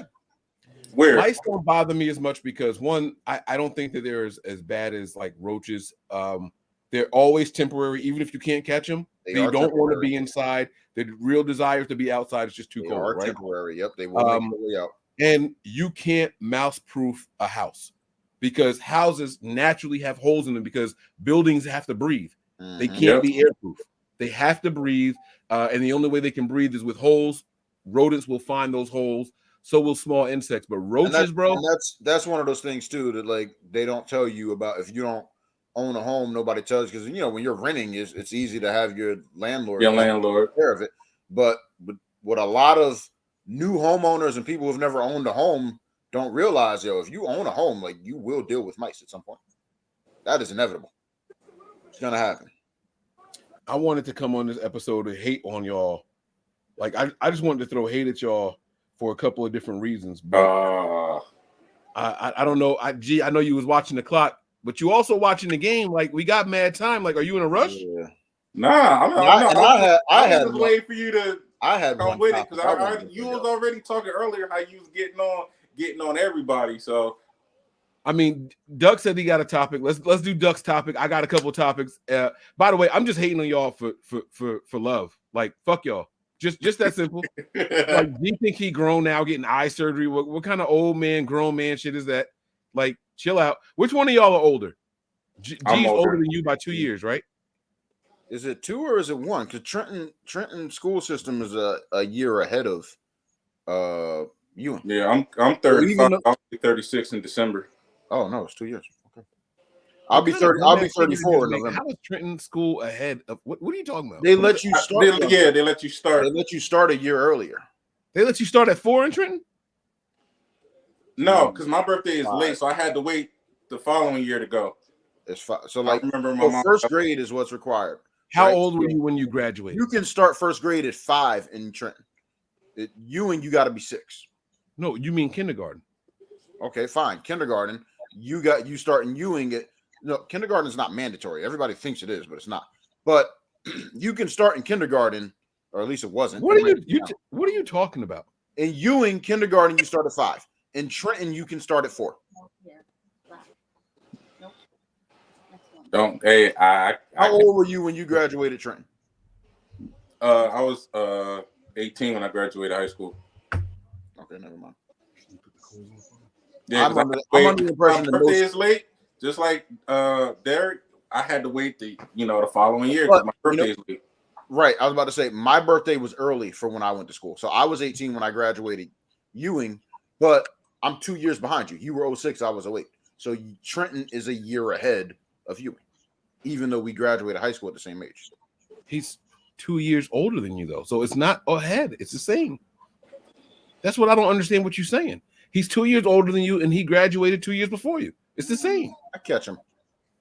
I graduated. I was 17 when I graduated. I was 16 when the year started, my senior year. But that's because my mom fudged some paperwork. I was 4 in kindergarten, wasn't supposed to be. Right. She was trying to get you out the house. She's like, he got to go to school today. All right, Doug. What topic you got for us, man? Let's have some fun, man. Let's turn up. This would be fun or stupid. I don't know. Have y'all heard of Everything Showers? No. This got something to do with R. Kelly? No. He's locked up. Been locked up for like two years now. This is they say new. I don't know if it's new. I just read an article. I've literally only read one article. So, and I thought. Well, my wife we were just invited on like some hot tub tour on a boat. Shower. Oh, okay. All right. Everything shower. Everything shower. Right. And then y'all because y'all both, I feel like none of us have ever been rich, and we definitely didn't grow up rich. And when I read this concept, I was like, this must be rich people shit. So everything shower is anywhere from a 2 to 4 hour shower that is very popular with millennials and Gen Z. And it's literally just apparently you need 2 to 4 hours to wash everything thoroughly, and you do a good lather and let the shampoo sit in the hair and the conditioner or whatever. Shampoo's not supposed to sit the I conditioner. don't think it's shampoo. I think you rinse the shampoo out, but then you let the conditioner sit Yeah. for the duration of the shower, and then like there's a whole order to like if you shave in the shower, women like they do all that, and but like literally get every single crevice several times over, and they're literally taking 2 to 4 hours of this. And I can tell you right now, they're not paying water bills. They're living at home. I can tell you that. some people are doing this as frequently as once a month. Some are once every other week, and there are some people they talk to that are doing it once a week. They're going places to do this, though. They're not doing this at home. Home. You don't have a hot water heater big enough to do that. Mike, when I go places, the biggest residential. My long shower, like AKA's wedding, I took several long showers. They're like 45 minutes an hour. Because my cost is I've been in the shower that long before. Right. Like that's what I do that. I did that probably twice during that week. Nice long shower because this water bill is not being prorated added to my bill for this residence. I do it at hotels too. I go to a hotel. I'm taking a long shower at some point. Now, that said, in everything shower, that's not for me. I wanted to ask y'all if y'all had heard of this concept, if you ever done it. Y'all know I like to soak.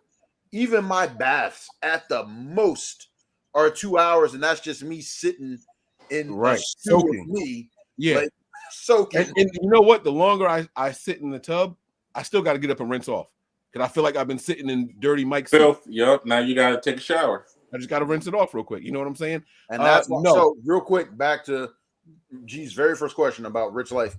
My next house is gonna have at least 2 full bathrooms because I want to be able to shower before I get in the tub. I want to just get in like completely clean. Like I want to run the tub, go take a quick shower, and then hop in the tub immediately while I'm already clean, so I'm not sitting in my own filth. That is a goal of mine. If that is your plan, make sure that the tub that you're running is on the floor above where you're showering, because the floor above, when water turns off and on elsewhere in the house, it doesn't affect the temperature. Mm-hmm. It's the floor that's below, the floor that's closest to the water heater is the one that gets affected when water is turned off and on in the house. I will not lie. I've considered converting my mudroom into a full bath and moving my laundry back down to the basement where that laundry hookup is, just so that I can do this here in this house. But I don't understand how people can take a 4-hour shower. Yeah. The hot water has to fade. You're asking the same questions I was asking. Shoot, there's times where I've been in houses. Well, but I will say 20 minutes, the hot water is gone. No. So they specified, I will say they did address that because that's what I was thinking initially. They did address that by saying you don't turn it like full blast hot. You do it like lukewarm.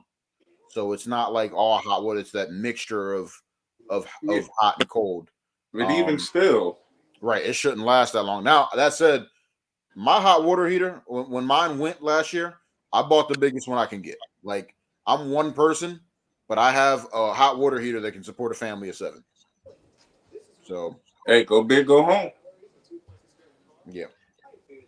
All right. So, what exactly is your question? Would we do it? Would you? Had you heard of it? Which y'all both said no. And then, would you do it? Could you see yourself at any temperature staying in a shower for 2+ hours? And honestly, if I could get like 4, it was 2 to 4 hours, but it sounds like most people do 3 to 4. If I had like a shower chair or seat, I wouldn't be in there that long, but I could see myself taking at least, one, especially after I come from the gym and I'm sore. I can see me putting that stool, sitting right there about an hour or so. But maybe an hour, no longer than that. After that, right, ready to get out. I do my detail showers when I have to wash my hair. I'm a type of person. I shampoo, I rinse it out, shampoo again, rinse it out, put the conditioner in, and let it sit. I wash my whole body, no soap. All right. I rinse the conditioner out. So now the dirty is still running down my body. Right. Rinse the conditioner out, put the conditioner back in. And the conditioner goes on your hair. So I'm like rubbing it in, letting it sit. I tie my hair up. let it stay up so it's not in the water. Then I do the soap, right? All the way down my body, soap everywhere, every crack and crevice. Rinse the soap off. Then I rinse the conditioner out my hair. Okay. Then because of the conditioner running down my body, I got to do another quick wash off. Hour. Tops hour. I really think it's like 45 minutes or so, but I can't sleep. I'm not standing in my shower that long. I'm not. That's crazy to me. Yeah. But I do want a bathroom in my fantasy house. Like, I want to be able to sit up to my neck in the bath and not have to worry about my knees out. Like, I want to be able to just boom everything under. I'm up to my neck in water. Most baths, I can't get my whole body down. It's either my torso is up, or if I'm laying down, my legs is up. So I need it. Crazy is I actually have a really deep bath because the lady that owned this house before me was she was a big lady and she had the bathroom custom built at one point. I think they said it was like I don't remember how much they said she spent on that, but it was a lot of money. But yeah, it's a good sized tub and it's still not big enough for me to do that. Well, and I met this woman, right? You meet at closing the person you're buying the house from. So she was like my height, like we were eye to eye, and she was a big woman. But nah. Last summer I renovated my bathroom, and a big focal point was the tub, right? I wanted to get something with bubbles and all that stuff for my wife. Like, I feel like she deserved to relax and sit down to something that we didn't see molding and the side. Like, they had all the original shit in this bathtub, so it was nasty. But one of the things that we considered was the tub for the elderly that you walk into and close and lock, and you fill it up. Yeah. But it's built in with the seats where you could sit on it. Yeah, and then the tubs fill up. Now the tubs in size look huge, but you're not stretching out. It's like sitting on a chair. And if you actually look, if the tub is this wide, it's built like this. Like, it goes in, down, and in and down. So it's really just water from here for your feet, up for your legs, the seat, and then to the top of the tub. So it's not really filling all of this space. It's just filling this little. You get what I'm saying? Yeah. We did consider that, like, strongly consider that. I don't know if there's a tub that fits what we're looking for. If it's not one of those, I don't know if there is. I'm not saying it doesn't exist. This is what I was going to go to, because again, back to the dream house. When I went to Japan, you go into the bathroom, it was literally 3 separate rooms. There's a room with just the toilet. Toilet was amazing. Heated seat, like, sit down on that thing. Like, if you think you got to go and you're not sure, the heated seat kicked in automatic and you knew immediately. And it was wonderful, right? The second room, the middle room was the sink, mirror, medicine cabinet, all that stuff. The third room was literally the washroom. You walk into this room, you close the door, turn on the water. The whole room is the shower. There's an area off to the side with different directions. And say it again. Was it the ones where the walls, like, it hits you from all the different directions? And then there is a separate, like, a tub area. None of us took a bath at all. There just wasn't time while we were there. I wanted to, but yeah, that tub was easily deep enough that you could have filled it all the way, gotten in that joint comfortably, and been in there and relaxed. But like, the whole room, I call it the bathing room. That is what every full bath in my house will look like when I have a house built one day, for sure. For sure. Maybe not the guest bathroom when I have one built, because that's another dream of mine, right? I want a bathroom for every bedroom or close to it, even if, like, it's some of those where, like, you got a bedroom, 26 bathrooms with a middle bathroom in between. House. Say it again. I said that explains why when you like, I used to love watching MTV Cribs, and then they give you the stats on how many bathrooms a bedroom. I'm like, why are there like 10 more bathrooms than bedrooms? Yeah, nah, that's essential. Because you got half baths in various places, like, where you're entertaining people, and then, like, if you got one of those with, like, a pool, somebody want to run out and run to the bathroom real quick, you got something that's close, easy access from outside. Like, usually when you have a house that's that big, you have you want to make sure that each person can go to the bathroom whenever they want. Mm-hmm. So if you're entertaining, like let's just say it's a house with 8 people living in it, right? My household has 6 people living in it, but we only have 2 bathrooms, right? If it was that kind of house, if we were to get a huge mansion, right, we might have 5, 6 bedrooms. We're gonna need at least 6 bathrooms, so that way no one's waiting for the other person to go, and then you still need a guest bathroom. Mm-hmm. You're gonna need a guest or 2. And that's why I say ideally I would have, even if every bedroom doesn't have its own bathroom, you're either gonna have where like 2 bedrooms connect to one, or like right in that hallway, it's quick, easy access to the nearest bathroom. That, you know what I mean? So, but ideally I would have, like, for everybody that lives in my house primarily, your bedroom will have its own bathroom. That's another like dream goal of mine. All right, that's cool. I never heard of it before, but it's very interesting. I do have another topic for us before we get out of here. All right, this one is going to be about mental health. This young thug case. What'd you say? Mental health awareness month? No, okay. No. We'll get on that before. Ain't no guarantee we gonna record again, man. You might want to get on this now. Nah, because once this game, I'm already starting to get tired. Once this game is over, I'm done. So yeah, well, we got like 6 minutes left, don't we? No, we got a little bit more. Let me see. They're fighting over the ball. They're showing the replay. Oh no, they doing a jump ball now. What are you talking about? Yeah, you're like 2 seconds ahead of me. So have y'all been paying attention to the Young Thug case? Not really. I just know his lawyer going in there speaking in his lawyer was the one talking ghetto to the judge, right? That's Cat. I couldn't find the word. Yeah. He's speaking in Bonics and all that stuff. So what y'all think when y'all first heard that? I'm like, first of all, you need to fire your lawyer. I would need a new lawyer. Really? I would need a new lawyer. Yeah. So like, I didn't. There's a certain point where keeping it hood is not welcome. No. Like, even if that's who you are, like, bro, you supposed to, as soon as you walk through the courtroom, Your Honor, yes, Your Honor, whatever. Leave all that stuff alone. All right. So I was thinking about this case a lot. Y'all saying get rid of the lawyer. And if I'm him, I'm keeping this lawyer with everything. Or at least hire a new lead and just let him be counsel on the team. Nope. I think he's doing the right thing. So I was gonna ask y'all if you've ever like heard a story and thought like that's crazy, but then step back and realize the genius in it. I'm just gonna get to the genius in it right away. All right. So I was looking up this article on what's going on. All right, and we all heard like he told the judge that's Cap. The judge didn't catch it. Someone broke down to the judge what it actually meant, and the judge was like he disciplined the lawyer and all that stuff. We've heard about the guy coming from the back, handing him a perk during the trial. I don't know if y'all y'all didn't hear about that. No. So he's sitting in the stand like where the defendant's supposed to be sitting. Someone just comes from the back of the courthouse. I did hear about that. Yeah, I did hear about that. They go to like dap him up. They give him something, and the bailiffs run up to him to see what the guy handed him.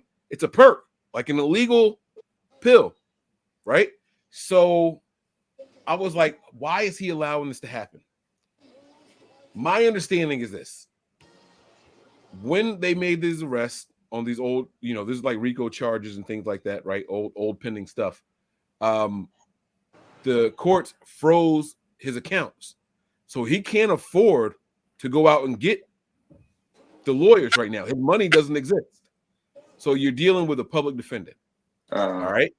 So that's one. That's why the representation is so bad. You're not dealing with a lawyer for the stars. You're dealing with a public defendant. But even a public defendant wouldn't tell a judge that's Cat. Even a public defendant wouldn't allow the defendant to receive something or even come in contact with somebody from the courtroom. Right. Like all that sounded fishy. And I'm like, yo, something's got to be going on. And there's been a bunch of other incidents that have happened throughout the duration of the trial. Like it's just a few like just random issues that have been popping up. All right. I was thinking about this long and hard, and I settled on this. I think this is genius. Let me give you guys my conspiracy theory, and you tell me if you believe it, buy into it, or think what I'm saying is just absolutely crazy. All right. You're forced to take a public defendant. Now, you're probably going to lose. This is something that the prosecutor's office and the ADA, they've been building this thing against you guys for a long time. Mm-hmm. You got people who are reportedly snitching on you and all that stuff, and all kinds of crazy stuff is going on with this trial. How do you defend yourself well when you have no money to hire a good lawyer? So you got all these things happening with the drugs handoff during the court case, him, not appealing to the jury and, making eye contact with anybody or anything, just kind of sitting there on autopilot. You're going to say that he'd lose this first case, point to the lawyer's incompetence, and then get a retrial. Okay. I'm sorry, you were painting the picture, and I'm sorry to cut you off. You started seeing the picture. Yeah, you were painting the picture. I was like, okay, I see where he's going with this. Like, is that bad that I figured that out? No, I think that's the genius in the situation that he's forced to take. Hey, look, man, bro, I need you to blow this trial for me. Right? When you blow this trial and they declare it a mistrial, my assets are no longer frozen. They are frozen for the purposes of this particular trial. Not that they won't freeze them again, but they're going to freeze them right now. I need you to blow this. They talked about one of the jurors even was like live tweeting during the trial. Oh, snap. Like they're doing everything in their power. Yeah, it's turning into a circus. Yeah. Right. So it's gonna be declared a mistrial. Well, at least that's the way I saw it playing out. Now I haven't heard anything about this in a couple of weeks, but I'm sure something else will come up. You get this declared a mistrial, they throw it out, and they unfreeze your assets. When they unfreeze them, you can make some transfers real quick. You can move some shit around, put something in your mama's name, and then get ready for the next trial. Now you can afford to get the good lawyer. Now you can afford to make this shit go away. Right. Genius, stupid, or what we're seeing is just what it is. Crazy. What are your guys' thoughts? I just think it's risky. What's his other option, bro? You have no guarantee it's going to be a mistrial. But you can keep even trying with all this. But it is your best bet, right? That's what I was going to say. You said, because you can blame the incompetency on your legal team. So, hey, look, my assets are frozen. You know this. I'm working with this public defender, and like, come on, man. That's what I'm saying. Yeah, I think it's a genius strategy. If that's the strategy. I don't think there could be any other strategy. I'm sorry. I'm looking away because I'm trying to see if my Celtics is going to come back. They need to get this right. And another thing that happened in this, 2 co-defendants attorneys, so the lawyers became pregnant. So they just, we can't. We got to put a pause on this. Like, bro, they are trying everything to disrupt and shake up this whole trial, bro. I don't think it's circumstance. I don't think this many things can happen, and it'd be right. Yeah. It's just too much happening. First one might be a coincidence. Second one might even be after the third one. You're just like, by the time you get to number 9, 10, 11. I think this is genius. You gonna force me to keep this dude over here that's eating Cheerios every morning for breakfast? Hey, bro. When this is all said and done, I'm gonna slide you $250, but you got to make sure this shit get thrown out. That's your job. I'm paying you to lose this case, but lose it like really, really badly. Yeah, make it the ghetto fight if you got to. He told the judge, "Yo, that's cat." Like I heard it. Like I listened to the. Come on, man. I think they're trying to get that joint thrown out, and I think that's genius. For years, the system has been working against us, right? And I'm not saying that he should get off because from what I understand, the people in the city really feel like that him and his gang have been like a terroristic group, right? Yeah. I'm not saying he doesn't deserve to get it. But if you're going to freeze the money that I've made off of my music career, that ain't right because that's what I was doing legally. Right. Yeah. You know what I'm saying? And so I kind of like the last ditch effort. I think it's a phenomenal Hail Mary. This is a Hail Mary where you got 5 receivers down there against their 3 defenders. I like this Hail Mary, bro. I really, really do. But I won't make us talk about it more unless y'all have something else y'all want to add to it. That was one of the topics I was going to go into real deep, but I won't do it now. That's pretty much it. I think it. Hey, what else can you lose? Go for the like you said, Hail Mary. All right, and then I got another fun one for us. Right, so we got about 5 minutes left in this game, just under 5 minutes here. Hot words. This is gonna sound crazy, right? But you ever eat some food because it smells so good, like you can't wait for it to get done being cooked? So you pop it in your mouth real quick, or the waiter just bring you out one of them sizzling plates, and you got to cut something and put, and it's hot. What do you say when the hot food is in your mouth and you're trying to cool off your mouth? What words and sounds do you I don't make? have words. I don't have words. I don't have words. I'm just trying to get it cooled down real quick. Yeah, I don't have words either. It's more so me mousing it around in my mouth, trying to blow and create saliva to cool it down at the same time. It's like, imitate it. All right, Mike, your turn to imitate it. Go for it.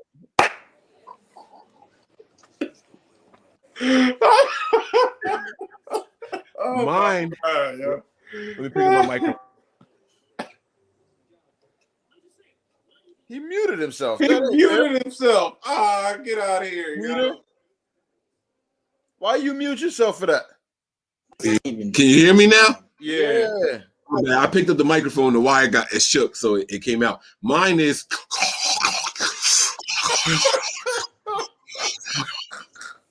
Right. So something. All right. Let me say goodnight to my son because I got the next part. I got to tell y'all is inappropriate. What I do, I go. And I just scream. It cuts off like. I just spit out while I'm doing it. Like I scream. You spit it out. I spit it out. Oh no, that food ain't leaving my mouth. Food? Nah, Exactly. I'm not spitting it out because I'm not putting it back in my mouth. That's why he sleepwalk, wasting food. last ditch effort. I'm doing everything before I spit it out. If I can't cool it down, like I figure if I move it around in my mouth fast enough, along with creating saliva to cool it down, the air as it's moving is going to cool it down. As I'm like, I'm not spitting it. Once it's in my mouth, I'm committed. Yeah, that's in there. I got to figure out a way to get that to stay in there. And that's why my noise is. And I'm sucking and blowing as much air as possible in my mouth wide open. I'm just hoping it don't burn my tongue so much that I don't get to taste the rest of my food. Exactly. Right. I move it around. Right. So when I was talking to my wife about this topic, I was laughing and I was telling her like what I was gonna ask y'all. I want to ask y'all hot words, right? And she was like laughing at me. So I asked her what hers were. I can't remember exactly what hers were, but it was like, and I was like, oh, it sounded like you doing something else over there.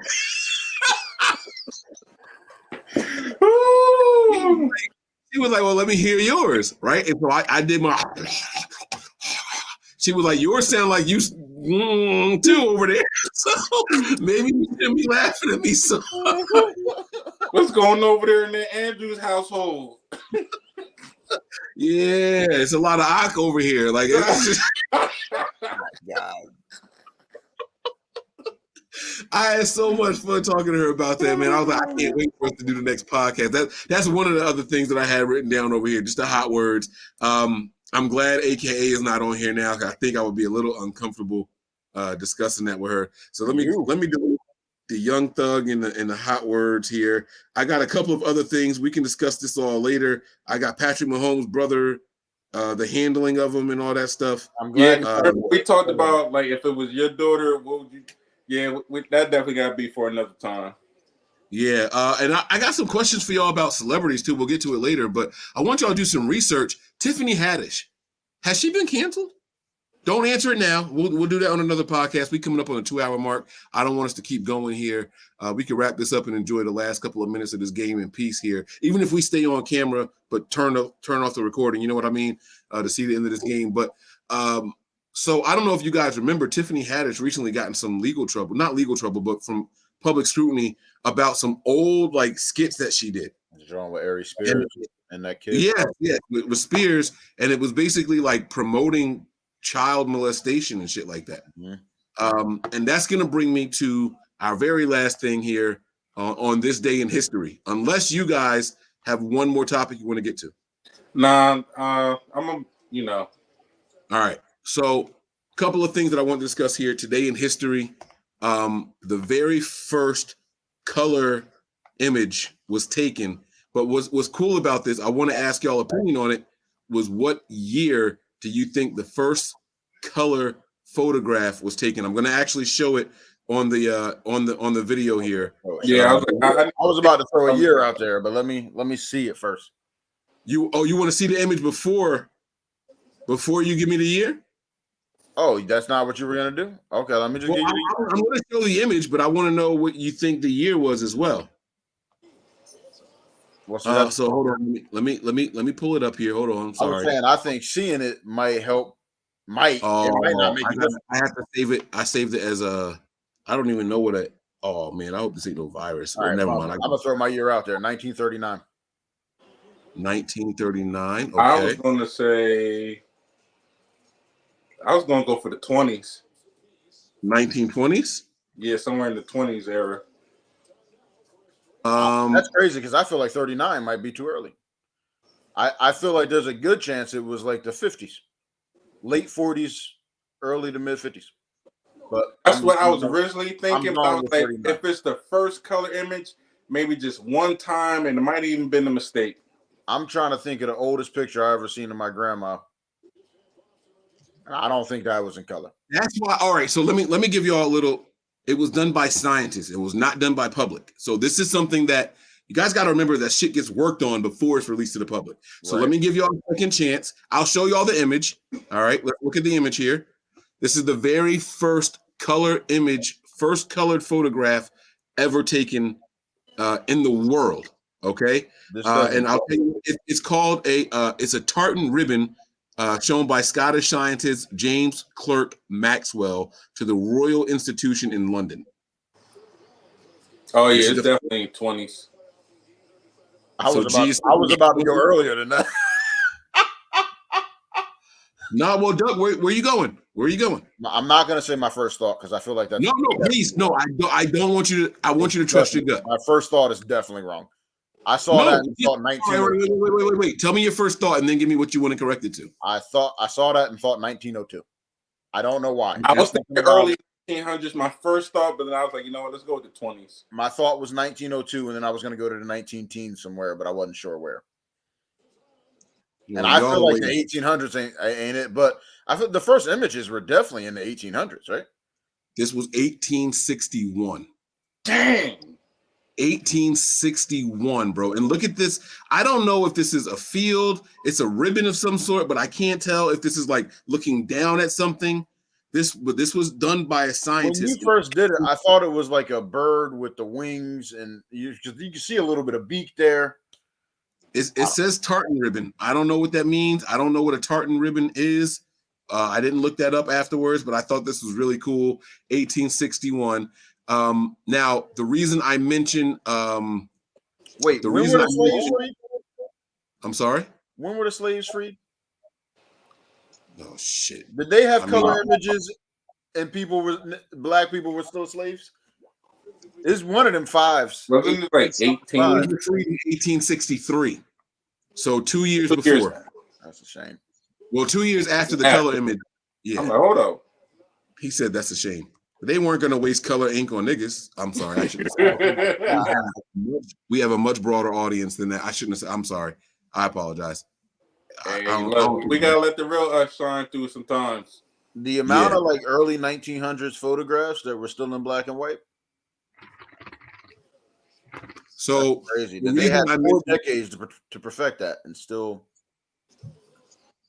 The reason I mentioned Tiffany Haddish in passing and the pedophilia thing, on this day in 1996, President Bill Clinton signed Megan's Law, which required law enforcement officials to notify local schools, daycare centers, and residents of the presence of a registered sex offender in their communities. So I thought that was pretty interesting as well. Wow. And also in this day in 2004, think about this now. Massachusetts became the first U.S. state to legalize same-sex marriage. In 2004, wow. Really? It was ahead of 2004. Yeah, that's when they started issuing marriage licenses to same-sex couples. How in my brain, it was way after that. It was where I was working. My first job was at Burger King, and the assistant manager was gay, and they announced it while I was working there. And I remember him saying, "We're legal now. Y'all can't stop us. Y'all can't do any. We're coming. Y'all can't do anything about." He also had a crush on me, so like trying to weave in hitting on me at the same time. And said, "We coming now?" Right? Yes. Yeah. I was like, "Yo, y'all can keep that over there. Y'all enjoy. You go out the alley, have fun." I remember there being a rush of gay couples going up to Massachusetts to get married. yeah. I thought it was much. I remember California being celebrated. I don't remember Massachusetts. But I remember California being celebrated. And what's crazy about it is like one state legalized it. They all should have done it because doesn't every state recognize a marriage license no matter the state? No.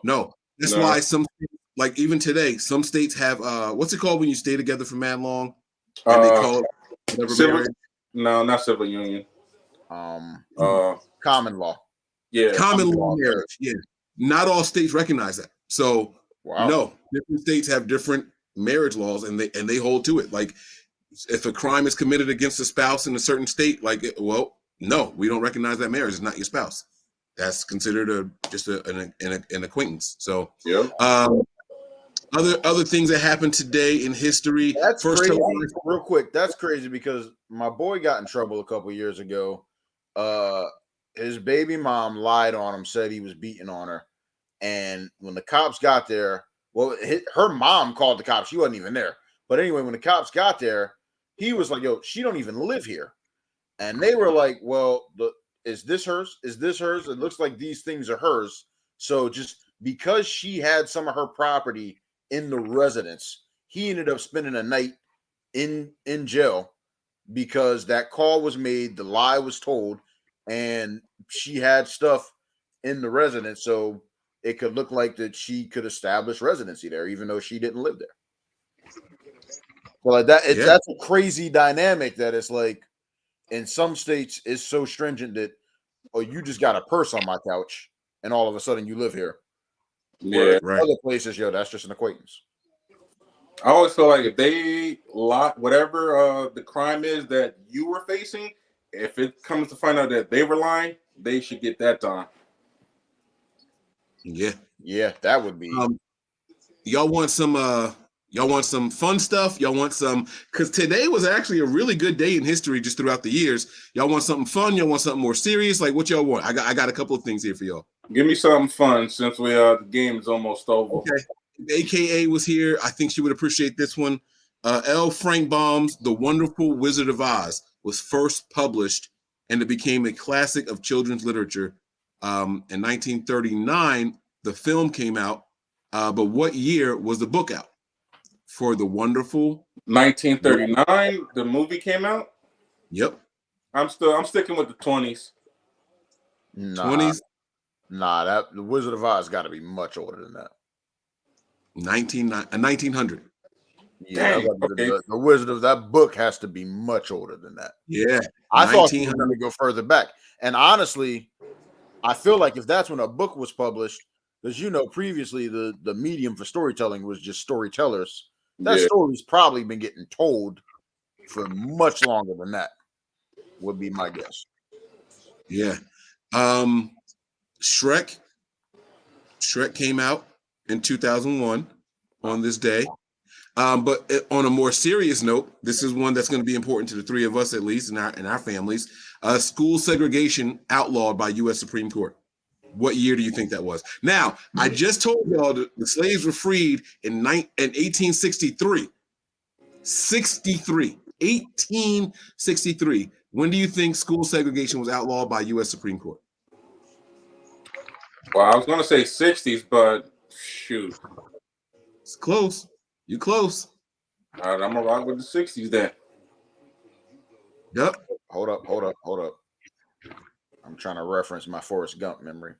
Thurgood Marshall, the man out there doing the Lord's work. I don't know. I want what you were saying 60s, right? Because that's what I was thinking too. I don't have a specific year, Yes, but I'm gonna just go with close. somewhere in the 60s. 19. Are you gonna guess? I was gonna say 67. 54. Dang. 1954. Everything in me just knew they took 100 years to get that right. Well, figure it out. I won't say Yeah, near shit. Like, what the fuck? And did you know? All right, so that's Supreme Court. There are still schools in the country that aren't segregated yet. I'm sorry, I said that wrong. Oh, God. I said that are still segregated. But that's like, isn't we had this conversation? Was it was in a group chat a few years ago that there are some states that still vote on keeping slavery illegal every like 40 years or something ridiculous. Yeah, that's, all right. That's wild. And I got one more for y'all. Let me see if I can find it now so I get the year right. But I will tell y'all the first televised sporting event. So I want to ask y'all a couple questions about this. One, what sport do you think it was? Baseball. Okay. Y'all are right. It was definitely baseball. Here's the interesting part about that. It was a college baseball game. I believe that too. Now, with all three of us being from where we are, I think this is even more dope. What two teams, a college, keep this in mind, what two teams do you think were there? Princeton and Rutgers. I was going to say Princeton. You got half of it right. Princeton and Columbia was the first televised sporting event in the United States. Guess what the year was? 19. And then we'll get out of here. 1926. I was gonna go with the 20s again. I was like, that sounds. I don't. That sounds early for like moving picture broadcast to a television. I'm gonna go with. I'm gonna change my answer. I'm gonna go with maybe the 40s. 1940s. I was about to say it's got to be the 30s or 40s. So I like G's gut. G's gut is close, man. You got a gut for horseshoes, bro. 1939. Woo! May 17th, 1939, man. So what year did I say the first time? 19 what? What was that? What was my first guess? I knew I was off. You said the 20s, but you said that you felt like it was too slow moving. Yeah. Like I feel like there's when was the first movie? Like I feel like the movies might have been out until like the audioless, no audio, moving picture, like the movies. I think that's really old. If I'm gonna, I think that's like the 1800s. If I'm being honest, let me see. I'll Google. Yeah, that's what I'm saying. Like I don't think it's entirely crazy to think that like y'all had moving picture on a screen in the 1920s. That was considered a motion picture, right? Yeah, I would say motion picture. Because don't they have like footage of Jack Johnson boxing, but he was active in like the 19 teens in the 1920s? 19. The first motion picture film was 1888. Right. It only lasted 2 seconds. What do you think that ticket cost? No. It wasn't one of those. It was just a first like motion picture. Like motion meaning like it was a picture that showed motion. So it wasn't a movie. It only lasted 2 seconds. And it was the film was recorded in Leeds in England in 1888. It's approximately 2 seconds long and shows some of the Louis Lee Prince's family members walking around the garden. So it wasn't. Okay, never mind. I'm not gonna go there because I feel like that's not gonna be relevant. Never mind. Shout out to the Miami Heat winning Game 1. Don't worry, we lost Game 1 too. I like cheering for the underdogs. I like cheering for the lower seeds in these games. I was happy that the Lakers were progressing the way they were. I was actually happy with the Lakers' second half adjustments. I enjoyed it because I was going to stop watching that game. I was too. I was this close. In fact, because I know we came back from a 30-point lead against the Mavericks this past season. So I was like, anything is possible. So I ran a bath at halftime, and I was planning to just chill and listen to music. And I was like, let me just put the game back on and see what's going on. Yeah. Once they slowed down Jokic, man, like it was. Listen, man, I think the Lakers might have found something in their second half, bro. I'm really, really looking forward to it. He out there and put up 40. He was doing his thing. You know, the rest of the team's going to wake up. And one thing I like about the Lakers last series, that their bench players, random ones, were just coming in here 15, 20 points. And if you continue to get that from various guys, it's going to be hard to stop them, man. Yeah. So we the definitely way that first half looked was like they were just laying down, and this series was going to be a cakewalk for them. Well, they were taking sloppy shots. They weren't waiting for nobody to get down for rebounds in case No, the shot. so that's what I'm saying. Like to me, it looked like, yo, you know what? We got this far. Nobody expected this out of us. Let's just call it in the first half. Yeah. Yep, let's just pack it up and go home. Like they That's wanted to really win. how they looked in that first half to me. Yep, I completely agree. I 100% agree, man. So, you know, biggest lead that the I'm about to say the Nuggets had was 21 in that game. Like G said, they got it down to 3 in the fourth quarter. Like they were right there, man. They were right there, a couple rebounds away from. Not only that, you could tell it was Denver's night because even when he was about to get a shot clock violation, he tossed one up, went down. Same thing with Jamal Murray, tossed one up, went down. I was like, this is their night, bro. Like every now and then, teams get that night where they just whatever. It's just like watching your what's the white dude's name? AR-15. What y'all call him? Reeves, Austin Reeves. Reeves. When he hit that 3 at halftime against the Warriors, I was like, this game is over. I said it from that shot. I was like, this game is over. He hit that shot at when the buzzer at the halftime. I was like, this game is over. When I saw Jokic hit that shot, I was like, yeah, they're gonna end up getting this one tonight. Yeah, but I know. I turned back and the score was just getting closer and closer and closer. So it's going to be a good series here. Both of these series, I think, are going to be really, really good. And shout out to the road teams for putting up valiant efforts. One of them came away with the dub. The other one came up short, but very, very, very short. They're going to be good. It's going to be a good series. So we got to win tomorrow night, man, because I want to have some breathing room going into game 3. Yeah. I want us to decide on some official colors for this podcast. So right now we have the 49ers red in the background for our names and all that stuff. I have it set up where I can do my brands and all that stuff. I want us to have a group chat. Let's focus on some colors that we want this show to be, how we want to be represented and all that stuff. It does not have to be these same colors and same layouts. We can change it up. We can come up with an official background and all that stuff. So if you guys have ideas, please let me know. Y'all know if I'm podcasting, that right there is going to be over my shoulder, the microphone and the headphone. That has been my thing since SOTG, and that's not going to go away. Anytime I'm doing something I'm passionate about, that's what it's going to be. But you guys let me know if y'all want backgrounds and all that. I can get them made for you, layouts. We can get that all figured out. So, guys, man, good show, good talk. Over 2 hours strong here. Once YouTube gives us the thumbs up, I'm going to start uploading everything. And we'll be live. We'll start promoting everything on my Patreon and start developing a following. All right. Any final thoughts? Let's do it. Let's get some final thoughts in here, man. I got a ticker for that. Again, this should be going across the bottom of the screen in our color. So just let me know. Final thoughts. Let's start with Duck, and then we'll go with G, and then I'll bring it in. Actually, you know what? We'll let G finish. G been giving me A Mike vibes tonight. He's supposed to be the B Mike. My man giving A Mike vibes over there, man. I feel it, man. Let's go. All right. I just want to say, fellas, No. I said Duck gonna go first, and you gonna go last. A Mike finishes. A Mike is like the host. You get the finish. You don't be paying attention. Nah, I dropped the ball in that one bag. Go ahead. I was prepared to talk smack about Boston winning game 1. That didn't happen. That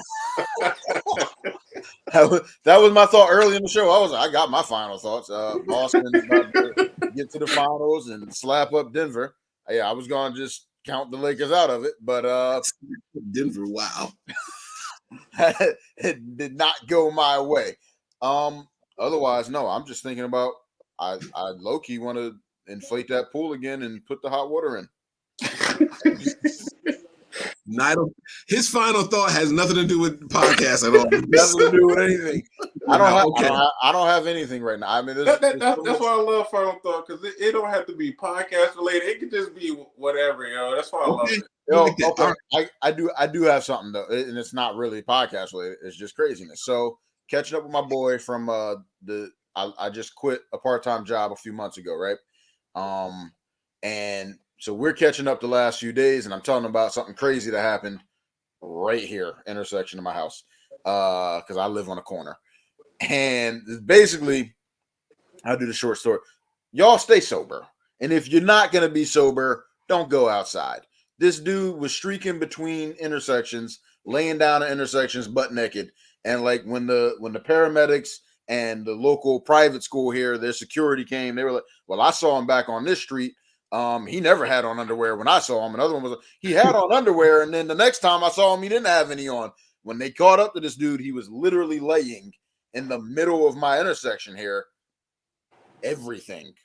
Just daytime. I had my baby. We were looking out the window to see what was going on. I had to pick her up and turn her around. Where I was like, "Yo, you don't need to be seeing this." Rest in peace, Pop. Pop would call that sprawled eagle. Yo, he was on something. Yo, what did you say? I'm not on anything. Y'all get all calling him all sorts of ends. Wasn't a single black one trying to get more respect. He started punching the paramedics while they had him like half strapped onto the gurney and everything. I was like, yo, he would have got tased. I don't know what he's on, but he's as high as it gets. So he would have got tased. Oh man. So yeah, and that's a normal night in my local town. Right. That craziness like that goes down, I'd say at least 2-3 times a week. Wow. Okay. Yeah, it's wild out here. Stay sober, and he's going to inflate that hot tub. I like it. I'm going to go next, man. Since they don't have to be top podcast topics related, I am questioning my choice in this breed of dog. Man, with my furry, you do. I took my dog to the vet when he was 3 months old. He was 45 pounds at the time, and there was an adult version of him. She looked exactly the same, but she was so skittish that she jumped on the chair and hid behind her owner to get away from my little puppy. And I thought, wow, this dog is a bitch. Not literally, because she's a female, but like this dog was like a punk, right? It turns out my dog is very, very similar. I was outside. We went to the nursery. We bought some plants and some flowers, and I was digging up the side of my house here and planting some stuff. So my wife is outside sitting in the chair enjoying the nice weather. We chained the dog up to the tree in the front yard, and we have him on this long tie, like this lead. Okay. And if you see a picture of the front of my house, I have a table out there with the umbrella under it, in the middle of the table. And so I'm on the side of the house. He comes over to like see what I'm doing. No, I'm sorry. First, he wrapped my wife up in the chair, and she's yelling at him, "Hey, what are you doing? What are you doing?" And I'm laughing. I'm getting my jollies off. So he wraps her up so much that he stuck like right by her thigh. The drool that was coming down on him got on her pants. So she got up to go clean it off. She goes inside, and I'm standing there laughing at her. She's standing in the doorway. I didn't know, but a stranger was walking down the sidewalk. He saw the stranger, but went behind the table and went towards the stranger. He's so strong because he's 6 months old now. He's got to be 70 pounds. He's 6 months old, and he just pulls the whole metal table. Everything falls over. But the noise scared him so much, he started running in the opposite direction, right? This dog was literally hanging himself. He was backing up, trying to get away. And his eyes turning red, and he's scared by the sounds. Every time he moves, the table's jumping because the wire's underneath it. It's wrapping around my legs. If I move to get closer to him, he tightens everything up. So I got to stand still. And I'm like, Bear, stop. My dog is a bitch. My dog, and I'm starting to wonder if it's just the breed. He's an English Mastiff, and I see no signs of him just manning up anytime soon at all. He's smart as fuck, but he just like, you know how like dogs hear a sound, they might jump from it because it startles them, but then they're like, what was that? I gotta go check it out. He don't have the second half of that thought. He don't have you get a smart dog or a brave dog. You can't have both. Yeah, I guess he's just smart because he want to get away from whatever it is as soon as possible and just walk away. And I'm not, y'all know the kind of dogs I've had. I'm not used to that. I have game dogs. They hear a noise, they want to check it out. It's something I can chase. He is the exact opposite. He just want to get away from it and run. But I like my man. He's still cool. My final thoughts are just do the research on the breeds you're getting if you really want to keep them before you get there. Some dogs are chill. So I real quick to piggyback off that. Obviously, y'all saw mine. I love him except for one aspect. He still squats. He just turned 2 6 days ago, and he still squats to pee. But me and my ex got 2 dogs together, and I got hound dog because I had one growing up briefly, and then we gave him to our neighbor, and then she got I don't remember the breed. I didn't want pug. I thought it was a pug mixed with something. I thought he was ugly. I was like, I don't want him. That dog was so chill. When we broke up, the part I was most hurt about was that I was losing that I wasn't going to be able to talk to her baby sister anymore or her dad because they were mad cool, and then the dog. Like the dog she chose, I was like, dang, I ain't gonna have him no more. That sucks. That sucks. Yeah.